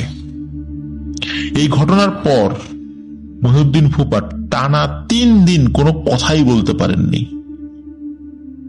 তবে 3 দিন পর সে যখন আস্তে আস্তে কথা বলা শুরু করে, তখন উনি যে ঘটনাটি বলেছিলেন সেটি শুনে সবাই খুব ভয় পেয়েছিল। উনি বলেন যে উপরে মামা বসেছিল, আমি মামাকে দেখেছি, কিন্তু মামা তো আছে, পাশেই আছে। সে বলে, না তো আমি তো ওই তাল গাছে উঠতে পারি না, আমি তো গাছেই উঠতে পারি না, আমি ওই অত উঁচু তাল গাছে কিভাবে উঠবো? যাই হোক, তো মহিউদ্দিন ফুপা বলছিলেন যে আমি ওই তাল গাছের মাথায় মামাকে দেখি, মামাকে দেখার পর আমি বলি তাল ছিঁড়ে দাও। তখন সে প্রথমে পুকুরের মধ্যে মানে সাইডে তাল ছিঁড়ে দিতে থাকে, আমরা সংগ্রহ করি। হঠাৎ করে সে তালগুলো পুকুরের মাঝখানে ছুঁড়ে ফেলতে থাকে এদিকে আমার বন্ধু সে ওই তালগুলো সংগ্রহ করার জন্য সাঁতার কাটতে কাটতে পুকুরের মাঝখানে চলে যায়। তখন উপর থেকে মামা বলতে থাকে, যেই মহি, তোর বন্ধু একাই পুকুরের মাঝখান থেকে তাল নিয়ে আসছে, তো তুইও যা। তখন উপর থেকে বলে যে তুমি একটু কাছাকাছি ফেললেই তো হয়। তখন নাকি উপর থেকে মামা বলে ওঠে যে আরে একটু সাঁতার কাট, ব্যায়াম হবে। এই বলে সে হাসি দেয় এবং ওই পুকুরের মাঝখানে তাল ফেলতে থাকে। তো যাই হোক, হাসি ঠাট্টার ছলে মহিউদ্দিন ফুপাও পুকুরের মাঝখানে যখন তাল আনতে গিয়েছে, তখন প্রথমে 1-2টা তাল এনেছে। এরপরে মহিউদ্দিন ফুপা উপর থেকে বলে যে মামা, আর কি তাল দিবা নাকি শেষ, পারে উঠে আসবো? তখন দেখে যে উপরে যে মামা বসেছিল সে উঠে দাঁড়ায় ওই গাছের মাথার উপরে এবং সে 2 হাত মেলে ধরে। এবার মনে হচ্ছে এটি আর কোনো মানুষ নয়, একটি বাদুড় যখন ওড়ে তখন তার 2 ডানা যেভাবে ছড়িয়ে ধরে পাখির মতো, ঠিক এই হাত দুটো তেমন বাদুড়ের মতো। এবং এখন দেখে মনে হচ্ছে এটি আসলে কোনো মানুষ নয়। ঠিক বাদুড় যেভাবে উড়াল দেয় ঠিক সেভাবে উড়াল দিয়ে মহিউদ্দিন ফুপা এবং তার বন্ধুর দিকে আসতে থাকে। তখন মহিউদ্দিন ফুপা এবং তার বন্ধু বুঝতে পারে যে তারা ভয়ানক একটি পিশাচের খপ্পরে পড়েছে, এটি তাদের মামা না। কিন্তু ওই জিনিসটি এসে সরাসরি তাদের উপর আক্রমণ করে বসে এবং পানির মধ্যে ডুবিয়ে নিয়ে যেতে চায়। তার ওই বাদুড়ের মতো ডানা দিয়ে মহিউদ্দিন ফুপা এবং তার বন্ধুকে জড়িয়ে ধরে এবং পানির নিচে নিয়ে যাওয়ার চেষ্টা করে। এমত অবস্থায় মহিউদ্দিন ফুপার চাচা সে এই ধস্তাধস্তির শব্দ দূর থেকে শুনতে পেরে সে এগিয়ে আসে এবং তার পরের ঘটনা তো আমরা সকলেই বুঝতে পারলাম। মহিউদ্দিন ফুপার বন্ধু সে তো মারা গিয়েছিল, কিন্তু মহিউদ্দিন ফুপা এতটাই ট্রমাটাইজড হয়েছিলেন, তিনি দীর্ঘ সময় ধরে অসুস্থ ছিলেন। যদিও বা বিভিন্ন হুজুরের কাছ থেকে ঝাড়ফুঁক নেওয়া হয়েছিল, তো আস্তে আস্তে তিনি স্বাভাবিক হলেও এই ভয়ের যেই একটা আবহ ওনার মধ্যে ঢুকে গিয়েছিল, এটি কিন্তু কাটিয়ে উঠতে ওনার অনেক দিন, প্রায় 15 বছর সময় লেগেছিল। এই ঘটনাটি মহিউদ্দিন ফুপা 2017 সালে তিনি এই তার যে আত্মীয়, এই যে মুমতাহিন সিফাত, তাকে বলেছিলেন। আর মুমতাহিন সিফাতের মাধ্যম দিয়ে এই ঘটনাটি আমরা প্রিয় লিসেনার্স আপনাদের সামনে উপস্থাপন করতে পারলাম। তো এক হুজুর নাকি বলেছিল যে এই যে মহিউদ্দিন ফুপা যিনি, তো উনি যেহেতু বিভিন্ন গাছে ঘুরে ঘুরে ফল পাড়তেন, খেতেন, এমনই একটি গাছে উনি উঠেছিলেন ফল পাড়ার সময়, তখন একটি পিশাচের নজর তার দিকে পড়ে এবং তার বন্ধুর দিকেও পড়ে। 2 বন্ধু একসাথে তার সাথে সবসময় থাকতেন। অনেকদিন ধরে সুযোগ খুঁজছিল নাকি ওই পিশাচ কিভাবে ওদেরকে ক্ষতি করা যায়। তো এভাবেই একটি সময় তাদেরকে ওই পিশাচের মায়াজালে আবদ্ধ করে ফেলে এবং লোভে ফেলে এই ধরনের ক্ষতি করতে সক্ষম হয়েছিল। প্রিয় লিসেনার্স, এই ঘটনাটি থেকে আমরা কিন্তু একটি শিক্ষণীয় বিষয়ও কিন্তু পেয়েছি। সেটি হলো এই যে বিভিন্ন গাছে ঘুরে ঘুরে বা অপরিচিত গাছে উঠে হঠাৎ করে সেখানকার ফল ছিঁড়ে খাওয়া, প্রথমত এটি মালিকের অনুমতি ছাড়া তো ছিঁড়ে খাওয়া, এটাকে চুরি বলে। কিন্তু তারপরেও দেখা যাচ্ছে যে কোনো একটা অপরিচিত গাছ, সেখানে উঠে পড়লাম, সেখান থেকে ফল ছিঁড়লাম। অনেক গাছে কিন্তু বিভিন্ন ধরনের, ভালো হোক খারাপ হোক, জিন বসবাস করে। তারা চায় না ওই গাছে উঠে কেউ ফল ছিঁড়ুক। নিজের অজান্তেই আমাদের মধ্যে যখন কেউ এই কাজটি আমরা করে ফেলি, তখন কিন্তু এই দুষ্টু জিনদের আছর আমাদের উপর পড়ে। তখন বিভিন্নভাবে তারা আমাদের ক্ষতি করার চেষ্টা করে। ভালো জিনেরা হয়তো সাময়িক সময়ের জন্য কিছুটা ক্ষতি করে, কিন্তু দুষ্টু জিনেরা তারা একদম মেরে ফেলার চেষ্টা করে। যে ঘটনাটি এই মহিউদ্দিন ফুপার সাথে ঘটেছিল। প্রিয় লিসেনার্স, আশা করছি মহিউদ্দিন ফুফার সাথে ঘটে যাওয়া এই ঘটনাটি আপনাদের যেমন ভয়ের উদ্রেক করেছে, ভালো লেগেছে, সেই সাথে ওনার বন্ধু যে পানিতে ডুবে মারা গেল, যাকে পাওয়া যাচ্ছিল না পরবর্তীতে, এবং একটা সময় তার লাশ পাওয়া গেল, তার জন্য আপনাদের খারাপ লেগেছে। আমরা চাই না এই ধরনের ঘটনা কারোর সাথে ঘটুক, এই ধরনের ঘটনা ঘটুক এবং সেই ঘটনাকে ইস্যু করে আমরা আপনাদের সামনে একটি গল্প বলার একটা কন্টেন্ট পেয়ে যাই। এটা আমরা চাই না। আমরা চাই যে সবাই সুস্থ স্বাভাবিকভাবে থাকুক, কারোর সাথে প্যারানরমাল ঘটনা যেন না ঘটে। কারণ একটা প্যারানরমাল ঘটনা যখন কারোর সাথে ঘটে, উনি বুঝতে পারেন যে এই ঘটনার ভয়াবহতাটা কতটুকু তার জন্য হার্মফুল, মানে ক্ষতিকর। আমরা হয়তো শুনে আমাদের ভালো লাগছে, ভয় লাগছে, কিন্তু যার সাথে ঘটেছে তিনি আসলে সত্যিকারের ভয়াবহ পরিবেশটা ফিল করতে পেরেছেন।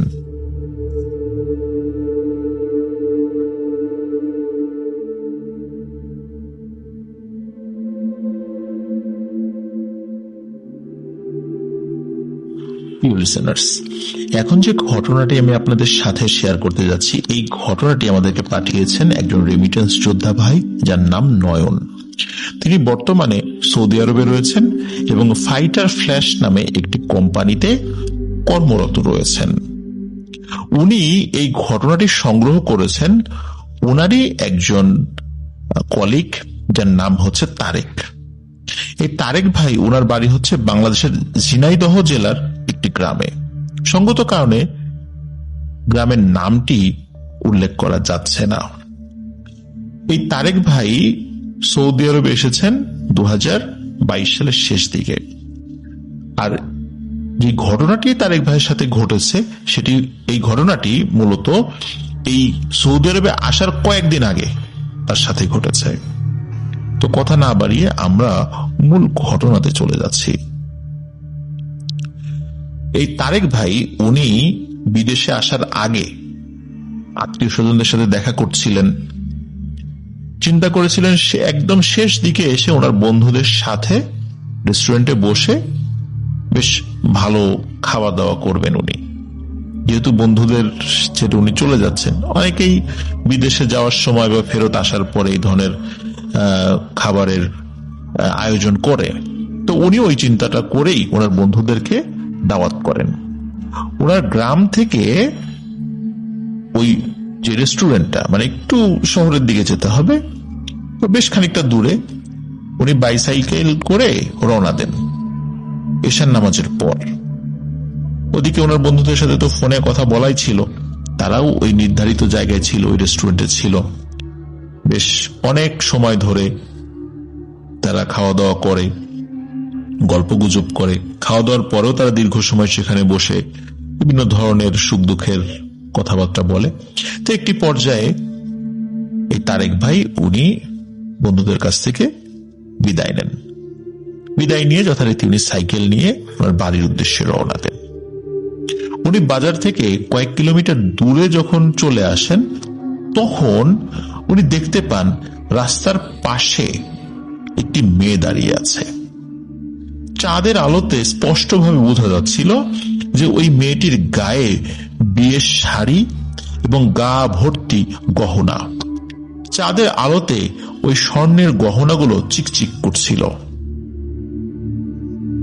দূর থেকে খুব ভালোভাবেই কিন্তু বোঝা যাচ্ছিল যে কোন একটি নতুন বউ সেখানে দাঁড়িয়ে আছে।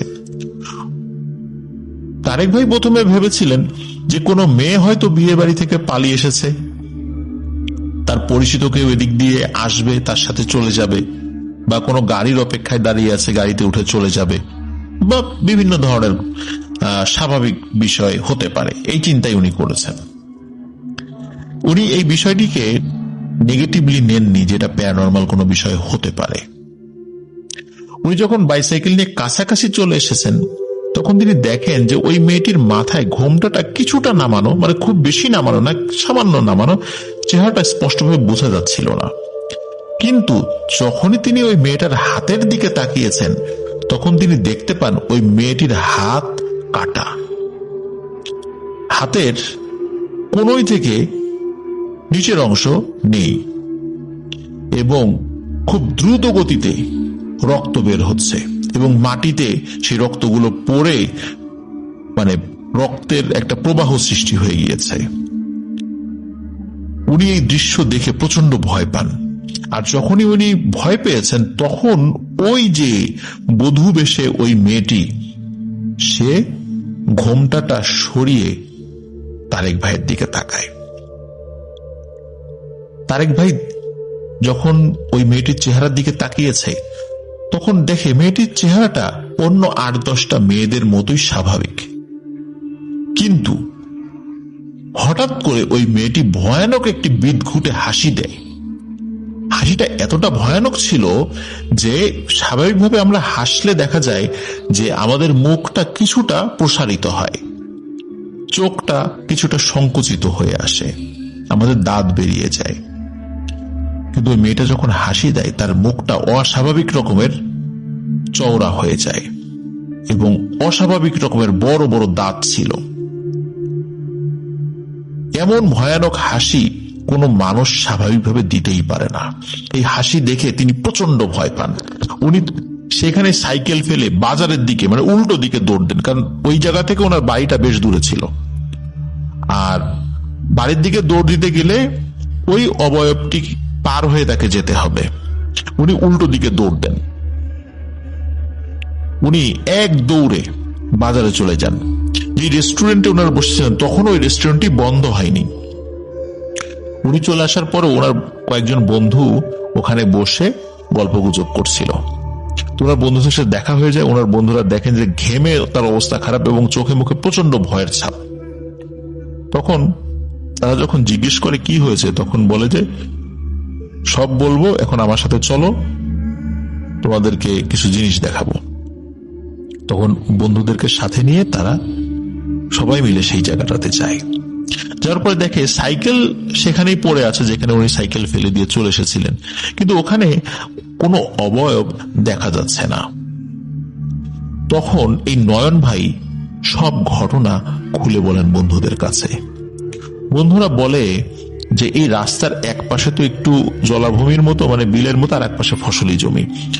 যারা এখানে মাছ ধরতে আসে অনেকেই নাকি এই অবয়বটিকে দেখতে পেয়েছে। কাটা হাত, বিদঘুটে হাসি।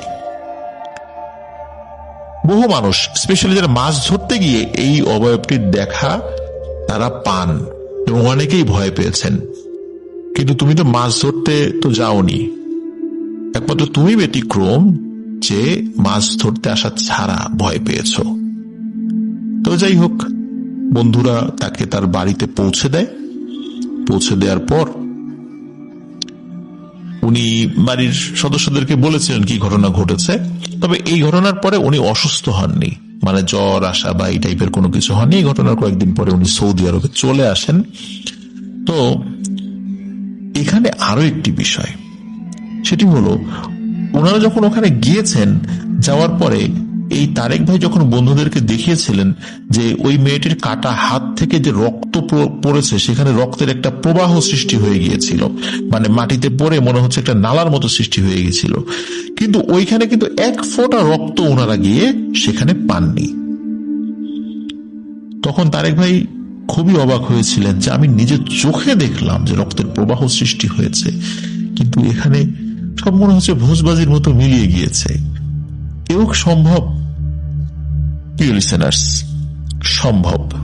কারণ জিনেরা এক ধরনের মায়াজাল সৃষ্টি করে, ঝড় সৃষ্টি করতে পারে, তুফান সৃষ্টি করবে, ভূমিকম্প সৃষ্টি করবে, কিন্তু এগুলো সবই আমাদের মানে দৃষ্টির একটা ভ্রম সৃষ্টি করে, যার ফলে আমরা ঠিক বুঝতে পারি না অ্যাকচুয়ালি কি ঘটছে। মনে হচ্ছে সব ধ্বংস হয়ে যাচ্ছে, আসলে কিছুই না।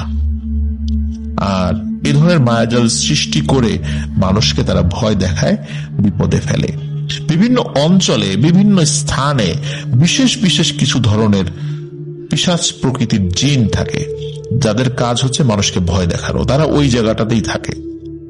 এরকম অসংখ্য জায়গা প্রিয় লিসেনার্স আপনারাও খুঁজলে পাবেন যেখানে স্পেসিফিক ধরনের কোন জিনকে দেখা যায়। যেমন আমরা বেশ কিছুদিন আগে বাঞ্ছারামপুরের একটি ঘটনা শেয়ার করেছিলাম, সেখানে 2 মাথাওয়ালা একটা পিশাচের ঘটনা আমরা জেনেছিলাম সেখানে। তো এই ধরনের বিশেষ বিশেষ জায়গায় বিশেষ বিশেষ ধরনের কিছু জিনদের উপস্থিতি থাকে যারা মানুষকে ভয় দেখায়। আর এই ধরনের ভয়ের ক্ষেত্রে যে কাজটি করতে হয় সেটি হলো যে সামনে যদি কোনো কিছু চলে আসে আমরা সেটা অতিক্রম না করে চেষ্টা করব ওখানে দাঁড়িয়ে থেকে দোয়া পড়ার জন্য। দোয়ার একটা প্রভাবে মহান আল্লাহ রব্বুল আলামিনের ইচ্ছায় ওই জিনিসটি চলে যেতে বাধ্য হবে, কিন্তু ওই জিনিসটি ক্রস করতে গেলেই আমরা ক্ষতির মুখোমুখি হতে পারি। ইতিপূর্বে এই ধরনের ঘটনাও কিন্তু আমরা শেয়ার করেছি। আমরা চেষ্টা করব ওই জিনিসটি ক্রস করে না যাওয়ার জন্য। আমরা দূর থেকে যখন বুঝতে পারবো বিষয়টি অস্বাভাবিক, তখন সেখানে দাঁড়িয়ে থেকেই আমরা যেই দোয়া দুরূদ পারি, স্পেশালি আয়াতুল কুরসি, সূরা ফালাক, নাস, যদি কারো সূরা ইয়াসিন মুখস্থ থাকে, যদি সূরা বাকারা মুখস্থ থাকে, এই জিনিসগুলো আমরা পড়ার চেষ্টা করব ইনশাআল্লাহ। যদি কারো মুখস্থ নাও থাকে, ইনস্ট্যান্ট মোবাইলে যদি আমাদের নেট কানেকশন থাকে সেখানে ইউটিউবে ঢুকেও কিন্তু আমরা এটা মোবাইলে ছেড়ে দিতে পারি। আর সবাই চেষ্টা করবেন মোবাইলে এই টাইপের দোয়াগুলো রাখার জন্য। সবসময় আসলে যে আমরা পড়তে পারবো বিষয়টা এমন নয়। আর এই ধরনের সিচুয়েশন গুলোতে আসলে মোবাইল অনেক সময় বন্ধ হয়ে যায়, ফ্ল্যাশ লাইট কাজ করে না, এই ধরনের ঘটনাও ঘটতে পারে। তারপরও আমরা এই দোয়াগুলো আমাদের সাথে রাখার চেষ্টা করব ইনশাআল্লাহ। প্রিয় লিসেনার্স, আশা করছি সৌদি আরব থেকে পাঠানো নয়ন ভাইয়ের এই ঘটনা যেটি তারেক ভাইয়ের সাথে ঘটেছিল, ঘটনাটি আপনাদের সকলের ভালো লেগেছে এবং আমরা আমাদের যদি কখনো সামনে এই ধরনের বিষয় সামনে চলেও আসে চেষ্টা করব ইনশাআল্লাহ স্টিল সেখানে দাঁড়িয়ে থেকে এই ঘটনাটি মোকাবেলা করার জন্য, মোকাবেলা বলতে দোয়া পড়ার জন্য, সেটা অতিক্রম করার চেষ্টা পারতপক্ষে করব না।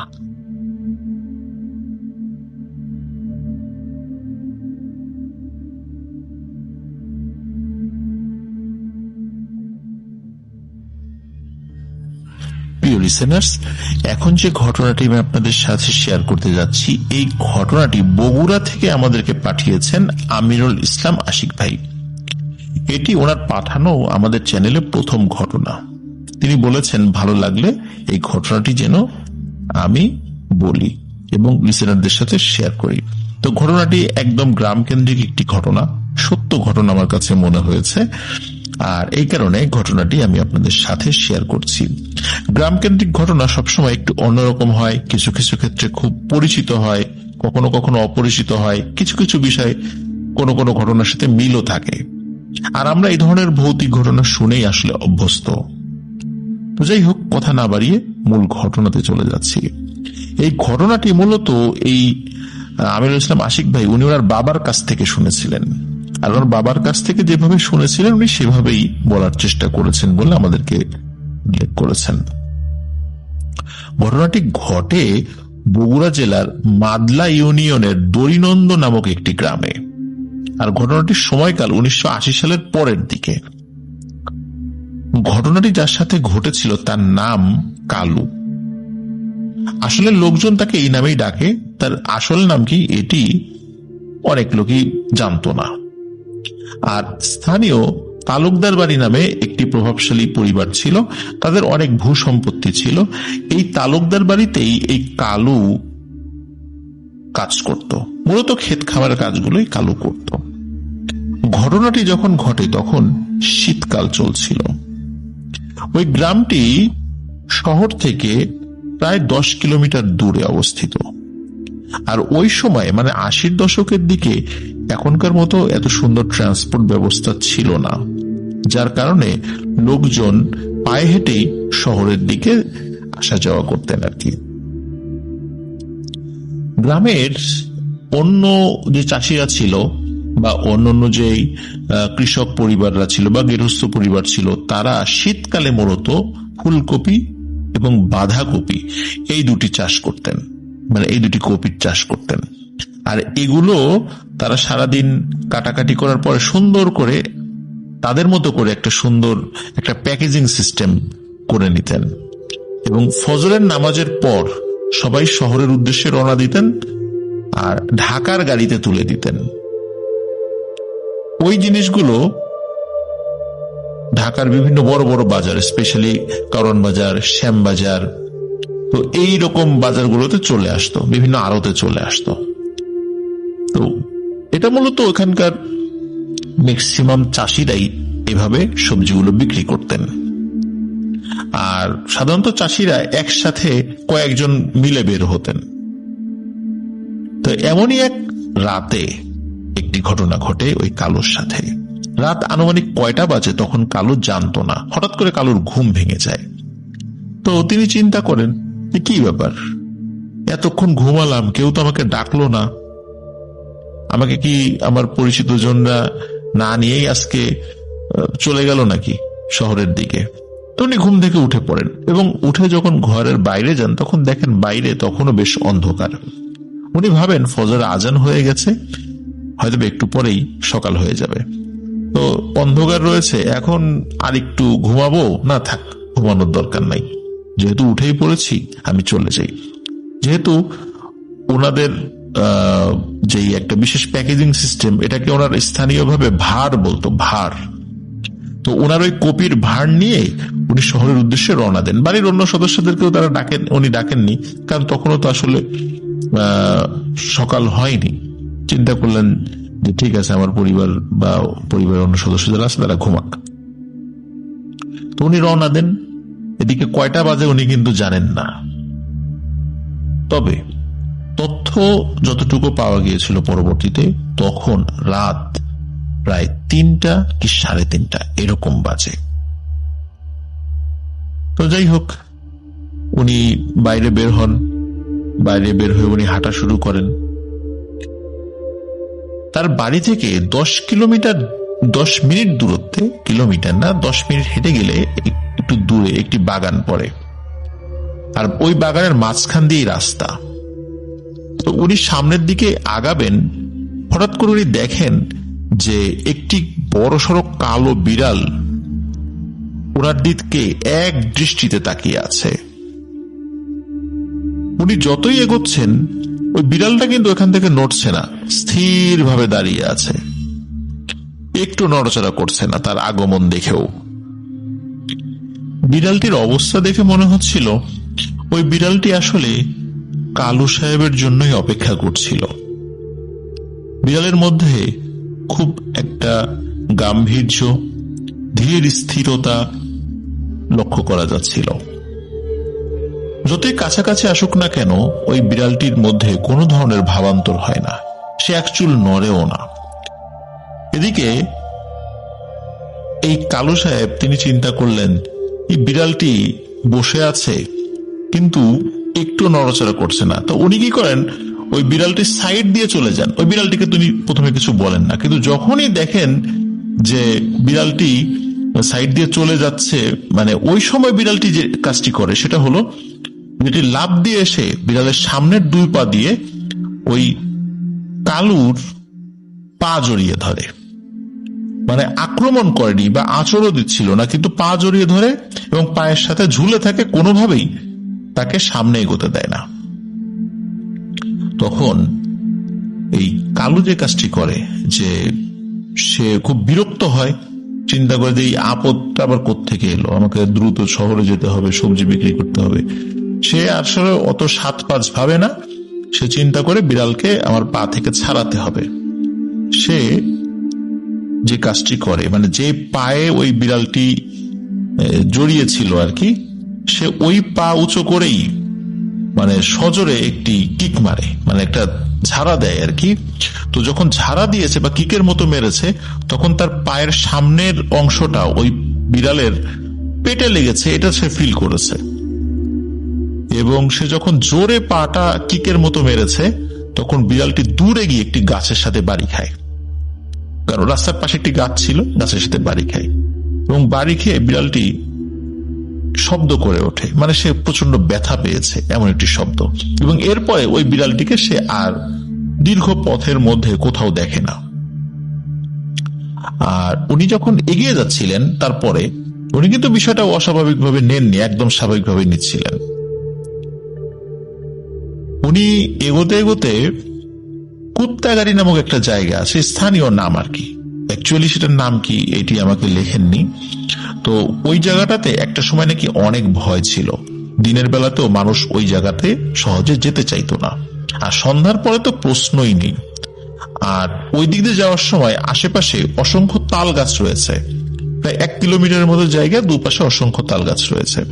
তিনি যখন হাঁটতে হাঁটতে ওই কুত্তাগাড়ি জায়গায় প্রবেশ করেন, তখন হঠাৎ করে রাস্তার মাঝখানে লম্বা একজন সুদর্শন ব্যক্তি, সাদা জোব্বা পরা, তার সামনে এসে দাঁড়ায়।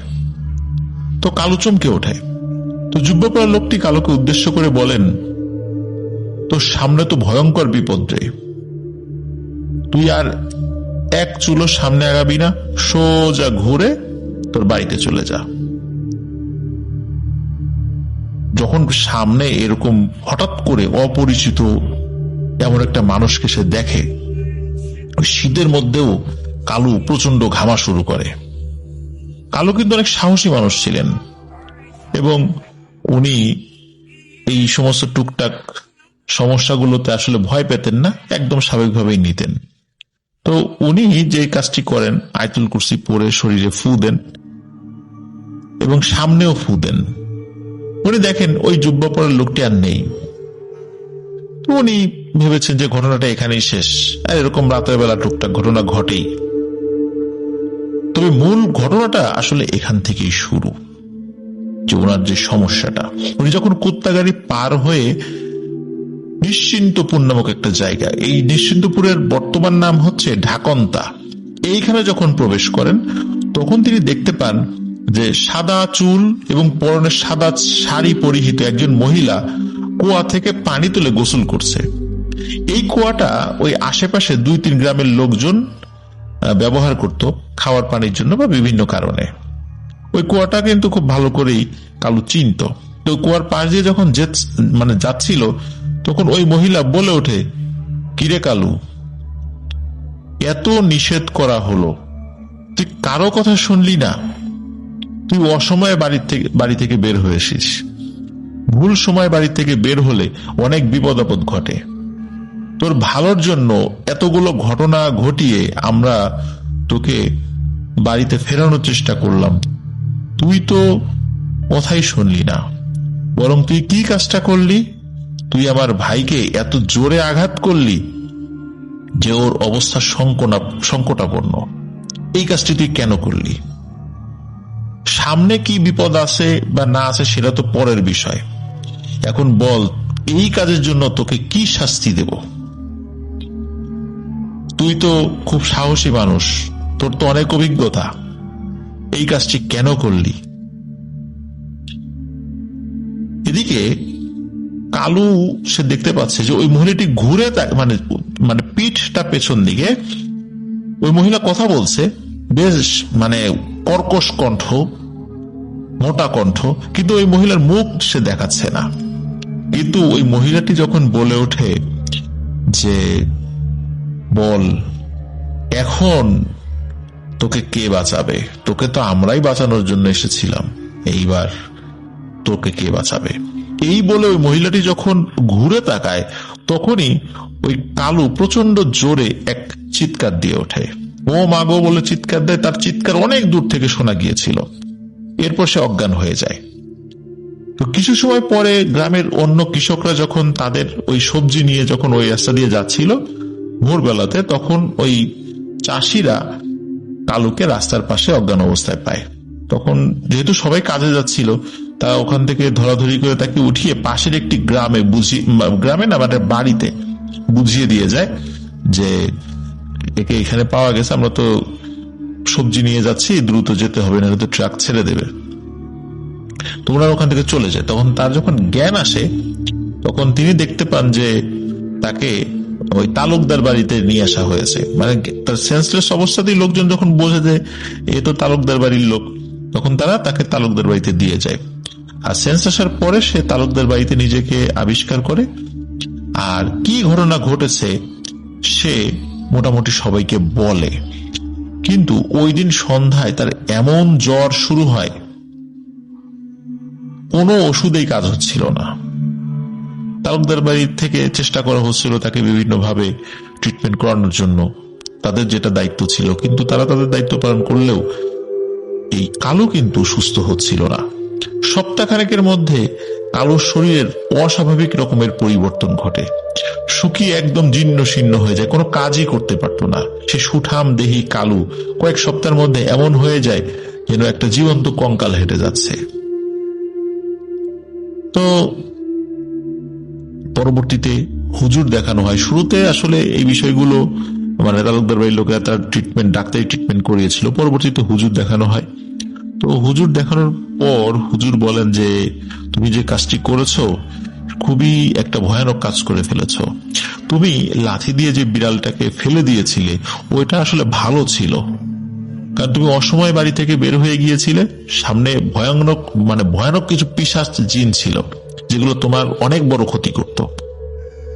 এই কারণে ভালো জিনগুলো তোমাকে বারবার ফেরানোর চেষ্টা করছিল। তুমি যখন ওই লাঠি দিয়ে ফেলে দিয়েছিলে ওই জিনটি আসলে বয়সে কম ছিল। তোমার লাঠি খেয়ে সে প্রচন্ড ব্যথা পায় এবং সে মারা যায়। আর এর প্রতিশোধ হিসেবেই ওই জিনেরা তোমার উপর চড়াও হয়েছে। তখন সবাই বলে যে তাহলে ওই জিনদেরকে একটু বুঝিয়ে বলুন যে ও তো ইচ্ছা করে করেনি। ওই জিনদেরকে হুজুর তার জিনের মাধ্যমে কমিউনিকেশন স্থাপন করতে সক্ষম হন, কিন্তু ওই জিনেরা জানান যে আমরা তার ভালোর জন্য করেছিলাম, কিন্তু সে কাজটি ভালো করেনি। আর যেহেতু সে মেরে ফেলেছে, ইচ্ছাকৃত ভাবে হোক আর অনিচ্ছাকৃত ভাবেই হোক, আমরা ওর জীবন নিয়েই ছাড়ব। এর থেকে আর কোনো হবে না, এর কোনো সমাধান নাই।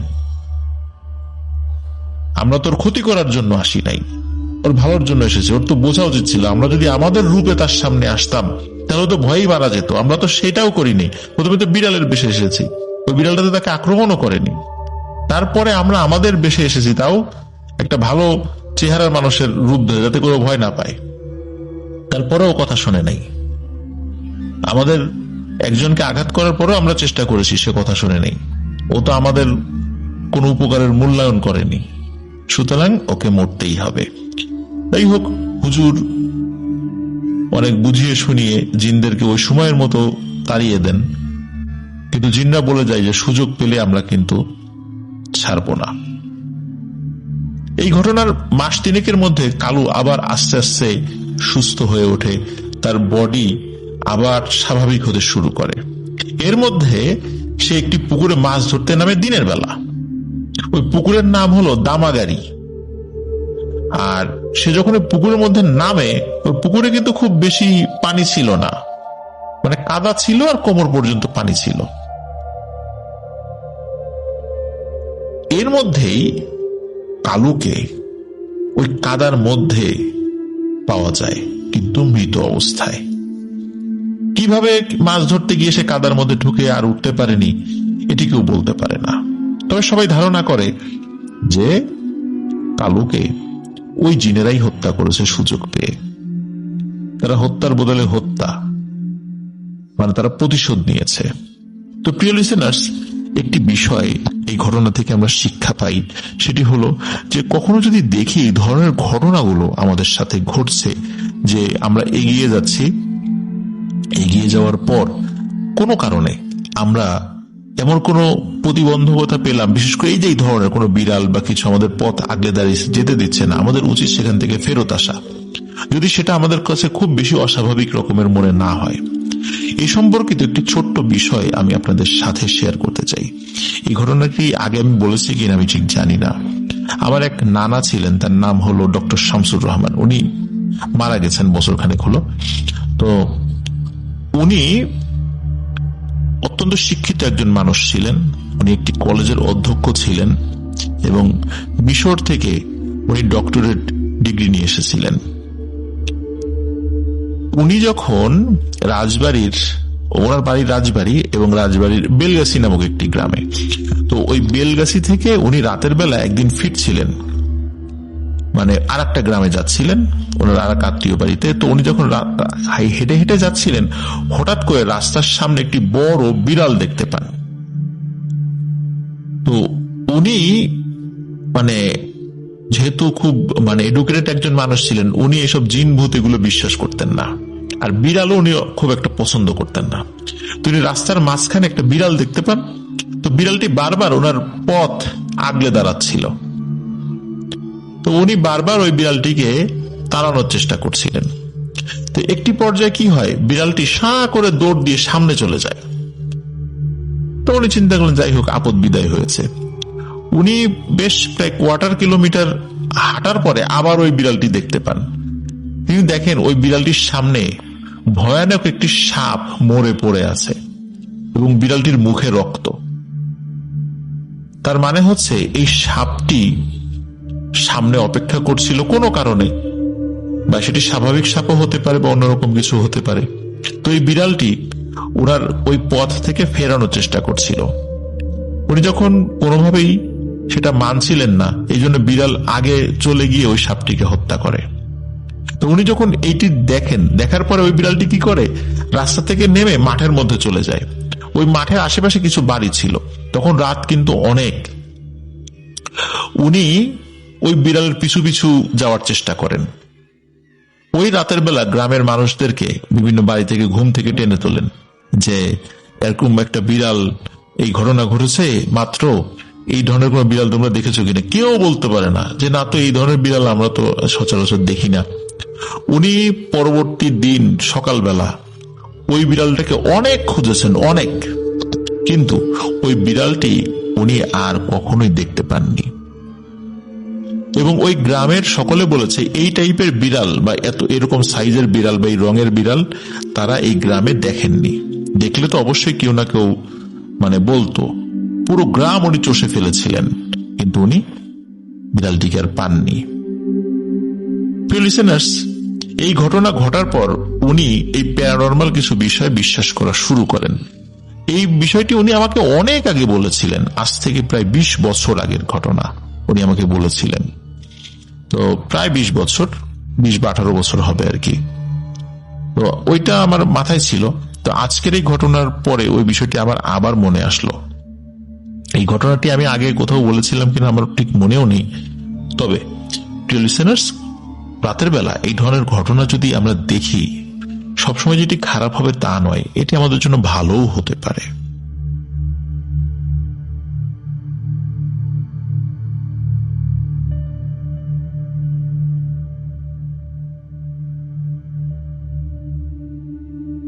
প্রিয় লিসেনার্স, এখন যে ঘটনাটি আমি আপনাদের সাথে শেয়ার করতে যাচ্ছি, এই ঘটনাটি আমাদেরকে পাঠিয়েছেন মাগুরা জেলার শ্রীপুর থানা থেকে মোহাম্মদ সুমন ভাইয়া।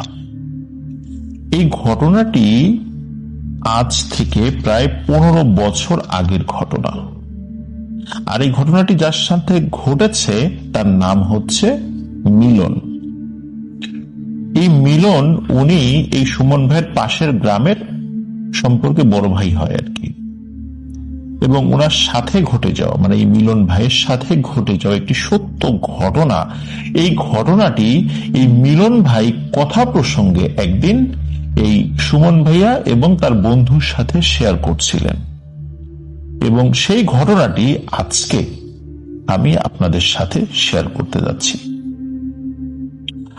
তো ঘটনাটি যেদিন ঘটে, যে রাতে ঘটে, ওই দিন দিনের বেলা উনি ওনার বোনকে নিয়ে হসপিটালে গিয়েছিলেন।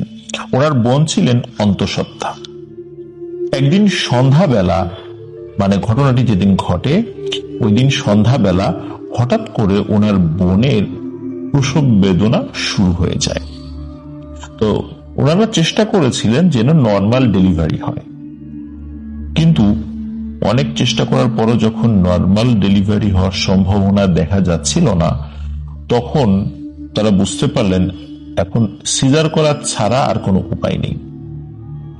তখন তাড়াহুড়া করে, অনেক কিছু আসলে ব্যস্ততার সময় মাথায় থাকে না, অনেক প্রয়োজনীয় জিনিস মানুষ নিতেও ভুলে যায়, এই জন্য খুব তাড়াহুড়া করে ওনারা ওনার বোনকে নিয়ে মাগুরা সদর হসপিটালে চলে যান। আর ওনাদের বাড়ি ছিল মাগুরা জেলার শ্রীপুর থানার বড়ালিদাহ গ্রামে। তো সেখান থেকে মাগুরা সদর হসপিটালে বোনকে নিয়ে যাওয়া হয়, মানে ওনার বোনকে। ওখানে নেবার পর মিলন ভাইয়ের মনে পড়ে যে যখন উনি রওনা দিয়েছেন তখন পর্যাপ্ত পরিমাণ টাকা উনি নিয়ে আসেননি, যদিও বা বাড়িতে টাকা ছিল। আর হসপিটাল কর্তৃপক্ষের সাথে কথা বলে যেটা জানতে পারেন যে এই সিজার করতে গেলে আরো বেশি টাকা প্রয়োজন, যেটা এই মুহূর্তে ওনার কাছে নেই কিন্তু বাড়িতে আছে। এই কারণে উনি হসপিটাল কর্তৃপক্ষের সাথে কথা বলেন এবং কথা বলে আশ্বস্ত করেন যে আপনারা সিজারের কাজটি শুরু করেন, আমি বাড়িতে যাচ্ছি এখনই, বাড়িতে গিয়ে যত দ্রুত সম্ভব আমি টাকা নিয়ে চলে আসব, সুতরাং আপনাদের বিল পরিশোধ সংক্রান্ত দুশ্চিন্তা করার কোনো প্রয়োজন নেই। যাই হোক, হসপিটাল কর্তৃপক্ষ রাজি হন আর ওনার বোনের চিকিৎসাও চলতে থাকে। এদিকে উনি বাড়ির উদ্দেশ্যে বের হয়ে যান, বাড়িতে গিয়ে দ্রুত টাকা নিয়ে আসবেন। তো মাগুরা সদর থেকে বাসে করে উনি ওয়াপ্তা নামক একটি স্ট্যান্ডে নামেন। মূলত ওনার বাড়ি যেতে হলে ওই স্ট্যান্ডেই নামতে হবে। ওখানে নামার পর উনি দেখেন ওখানে ওই সময়টাতে কোনো প্রকার যানবাহন নেই। রাত তখন আনুমানিক 11টা বাজে। তো উনি অনেক সময় গাড়ির জন্য অপেক্ষা করছেন। দীর্ঘ সময় অপেক্ষা করে যখন গাড়ি পান না, তখন মনে মনে ভাবেন যে জ্যোৎস্না রাত, পায়ে হেঁটেই বাড়ি চলে যাই। ওয়াপদা স্ট্যান্ড থেকে ওনার বাড়ি 8 থেকে 10 কিলোমিটার। হাঁটাহাঁটিতে ওনার খুব একটা অসুবিধা ছিল না। তো মিলন ভাই হাঁটতে শুরু করেন। হাঁটতে হাঁটতে মধুপুর নামক একটি বাজারে এসে পৌঁছান।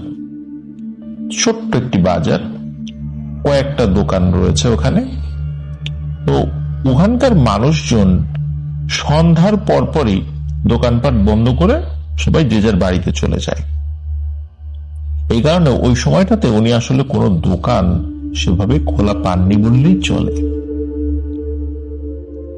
বাজারে অনেক পুরাতন বিশাল একটা বড় বট গাছ আছে।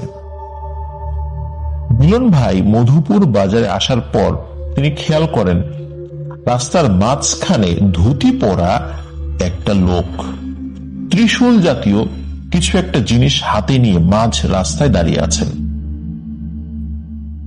মিলন ভাই ওটা দেখার সাথে সাথে থমকে যান।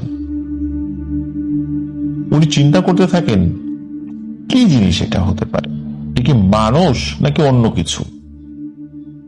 মানুষের মতোই তো মনে হচ্ছে, কিন্তু আবার মনে হচ্ছে না কোন একটা প্রাণী জাতীয় কিছু হয় কিনা। এরকম চিন্তা ভাবনা করছেন, হঠাৎ করে পেছন থেকে একটি মোটরসাইকেলের আলো দেখা যাচ্ছিল এবং যখন ওই আলোটা সামনে এসে পড়ে তখন ওই জিনিসটা যেটাকে দেখে উনি থমকে গিয়েছিলেন সেটি উধাও হয়ে যায়। মোটরসাইকেলের যিনি ড্রাইভার ছিলেন তিনি মিলন ভাইয়ের 20 থেকে 30 হাত দূরত্বে মোটরসাইকেল থামিয়ে দেন, মানে পেছন দিকে উনি থামিয়ে দেন। এটা ভেবে যে মিলন ভাইকে ওই মোটরসাইকেল ড্রাইভার ডাকাত মনে করেছেন, কারণ ওই রাস্তাঘাটে অনেক সময় ডাকাতি হয়, মোটরসাইকেল ছিনতাই হয়। তো এই জন্য ওনার 20-30 হাত দূরেই বাইকটা থামিয়ে দেন, বাইক ঘুরিয়ে আবার টান দেবেন, এরকম একটা অবস্থা। তো মিলন ভাই অবস্থা বুঝতে পেরেছিলেন। তো মিলন ভাই ওনার উদ্দেশ্যে বলেন যে ভাই কোনো সমস্যা নেই, আমি ডাকাত টাকাত কিছু না, আপনারা আপনাদের মতো চলে যান। যেহেতু ওই মানুষগুলো তার অপরিচিত ছিল এই কারণে উনি ওই সময় লিফট চান নাই, কারণ এমনিতেই তারা ডাকাত মনে করেছে। তারপর যদি বলে যে আমাকে একটু এগিয়ে দেন তাহলে তো আরো ভয়াবহ অবস্থা হতে পারে।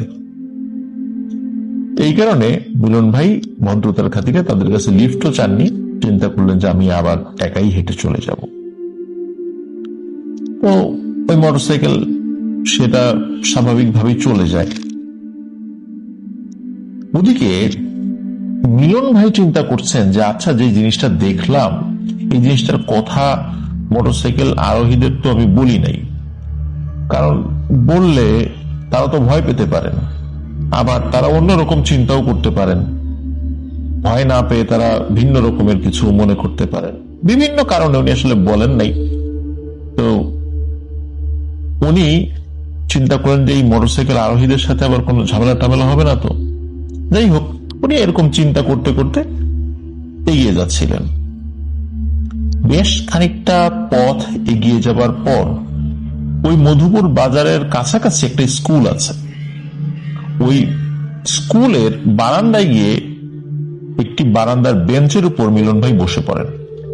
যেহেতু অনেকটা পথ উনি হেঁটেছেন, ক্লান্ত হয়ে গেছেন, উনি খেয়াল করলেন যে যেই জায়গাটাতে উনি বসে আছেন তার পাশে, মানে ওই বেঞ্চের পাশে আর একটা বেঞ্চ রয়েছে, ওইটার উপরে একজন লোক শুয়ে আছে। মিলন ভাই ভাবলেন হয়তোবা এই ব্যক্তিটি স্কুলের নাইট গার্ড হবে, এই কারণে উনি এখানে শুয়ে আছেন। মিলন ভাইয়ের আবার একটা বদভ্যাস ছিল, উনি সিগারেট খেতেন। উনি যেহেতু অনেকটা পথ হেঁটে এসেছেন, বেঞ্চের উপর বসেছেন, এই জন্য চিন্তা করলেন যে একটা সিগারেট ধরাই। উনি যখনই পকেট থেকে সিগারেট এবং দেশলাই বের করে সিগারেট ধরিয়েছেন এবং ধরানোর পরপরই উনি কি মনে করে আবার ওই বেঞ্চের দিকে তাকান, পাশের যে বেঞ্চটা ছিল, দেখেন যে একটু আগে যাকে দেখেছিলেন তিনি ওইখানে নেই। মিলন ভাই আরো ভালো করে চারদিকে তাকিয়ে দেখেন যে এত তাড়াতাড়ি হেঁটে চলে যাবে, দৌড়েও তো এত তাড়াতাড়ি চলে যাওয়া সম্ভব নয়।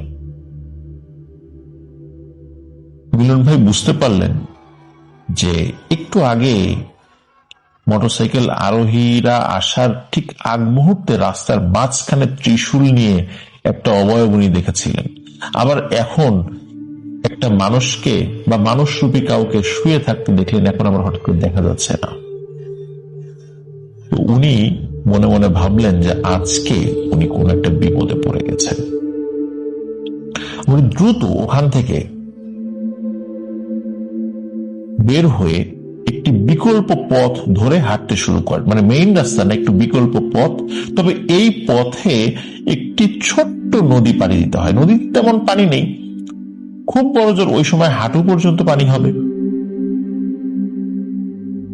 তো উনি ওই দিক দিয়ে যাচ্ছিলেন। তো উনি যখন নদীর পাড়ে এসে পৌঁছান, এমনিতেও তো ওনাকে জুতা খুলে হাতে নিতে হবে, আর যেহেতু পানি কিছুটা ছিল, উনি পায়ের কাপড় গুছিয়ে হাঁটু পর্যন্ত তুলে নেন এবং তারপর নদীতে নেমে পড়েন। তো নদীটা ছোট ছিল। উনি যখন হাঁটতে হাঁটতে নদীর ঠিক মাঝখানে চলে এসেছেন, ঠিক তখনই উনি খেয়াল করেন সাদা কাপড়ে মোড়ানো লাশের মতো কিছু একটা পানির নিচে একবার ডুবে যায় আর একবার ভেসে ওঠে, একবার ডুবে আবার ভেসে ওঠে।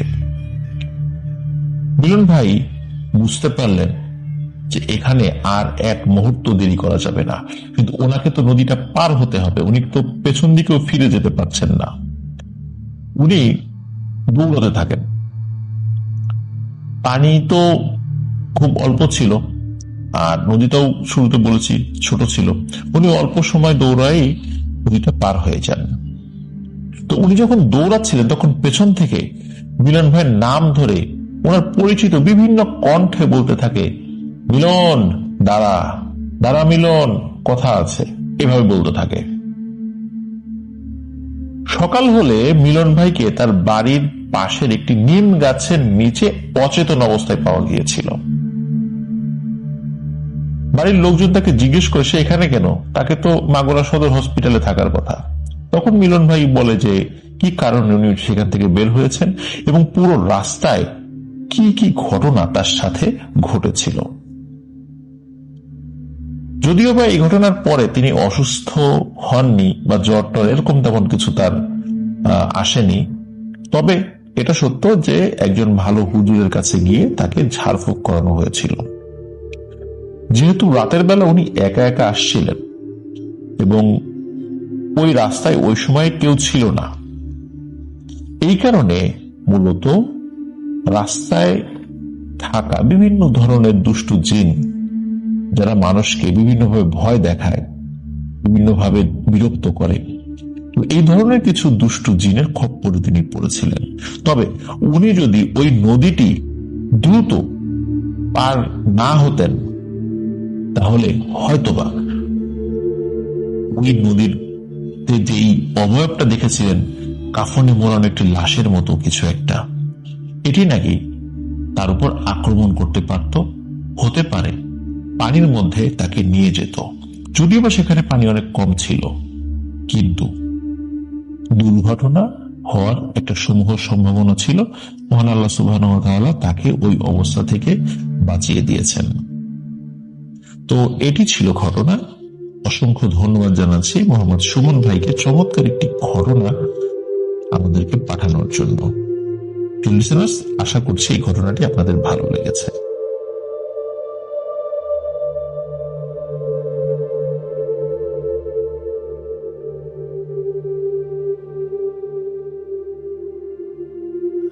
প্রিয় লিসেনার্স, এখন যে ঘটনাটি আমি আপনাদের সাথে শেয়ার করতে যাচ্ছি, এই ঘটনাটি আমাদেরকে পাঠিয়েছেন একজন রেমিটেন্স যোদ্ধা ভাই, যার নাম হচ্ছে আকাশ। তিনি বর্তমানে সৌদি আরবে থাকেন। তিনি এই ঘটনাটি অন্য একজন ভাইয়ের কাছ থেকে সংগ্রহ করেছেন। সঙ্গত কারণে সেই ভাইয়ের নাম, ঠিকানা কোনো কিছুই উনি উল্লেখ করতে পারেননি। কারণ হচ্ছে এই বিষয়টি টোটালি সম্পূর্ণ হিডেন রাখার শর্তে এই ঘটনাটি উনি পেয়েছিলেন, যার কারণে অনেক বিষয়ই আমরা বলতে পারছি না। তবে মূল বিষয়টি মানে মূল ঘটনাটি আমরা আপনাদের সাথে শেয়ার করতে পারবো ইনশাল্লাহ। চলুন আমরা মূল ঘটনাতে চলে যাই। ঘটনাটি যেই পরিবারের সাথে ঘটেছিল, ওই পরিবারের সদস্যরা কোনো এক কুরবানি ঈদের আগে, মোটামুটি 7-8 দিন আগে, একটি মাঝারি আকারের ছাগল কিনে নিয়ে আসেন গ্রামের একটি হাট থেকে। তো সবকিছু স্বাভাবিক ছিল। যেই রাতে ওনারা কিনে এনেছিলেন, প্রথম রাতে একটি অদ্ভুত ঘটনা ঘটে। ছাগলটি ওনাদের বাসার উঠোনের পাশে যে গাছ ছিল, সেই গাছের সাথে দড়ি দিয়ে বেঁধে রাখা হয়েছিল।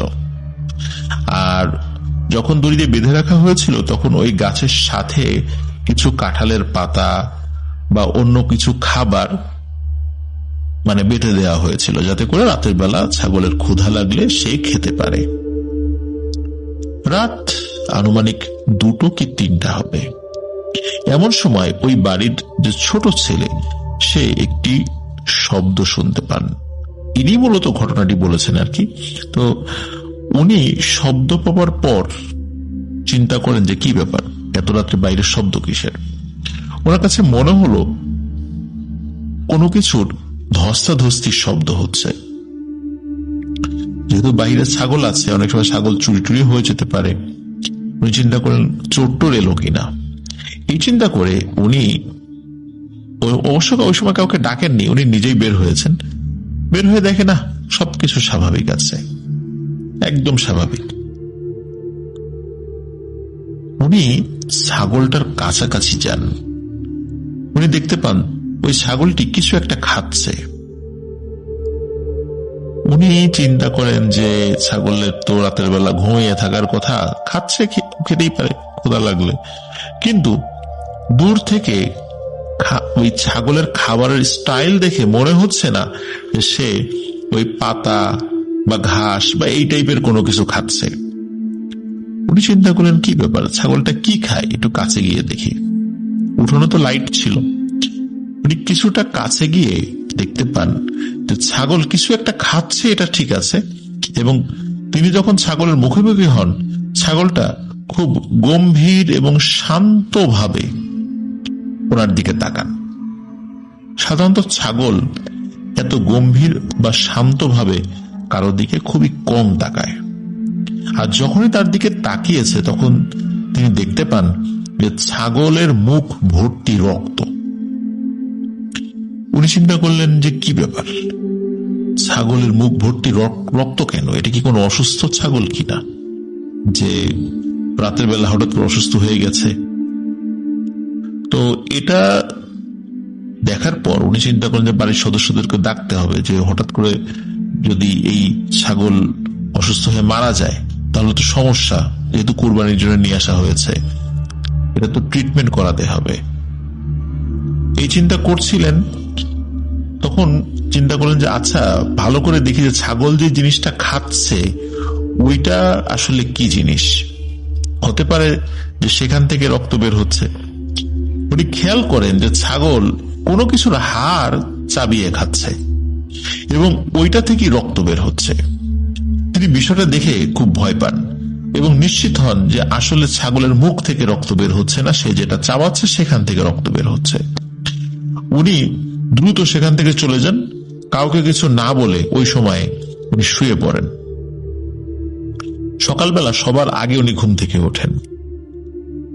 ঘুম থেকে উঠে উনি দেখেন ছাগলটা বেশ স্বাভাবিক রয়েছে।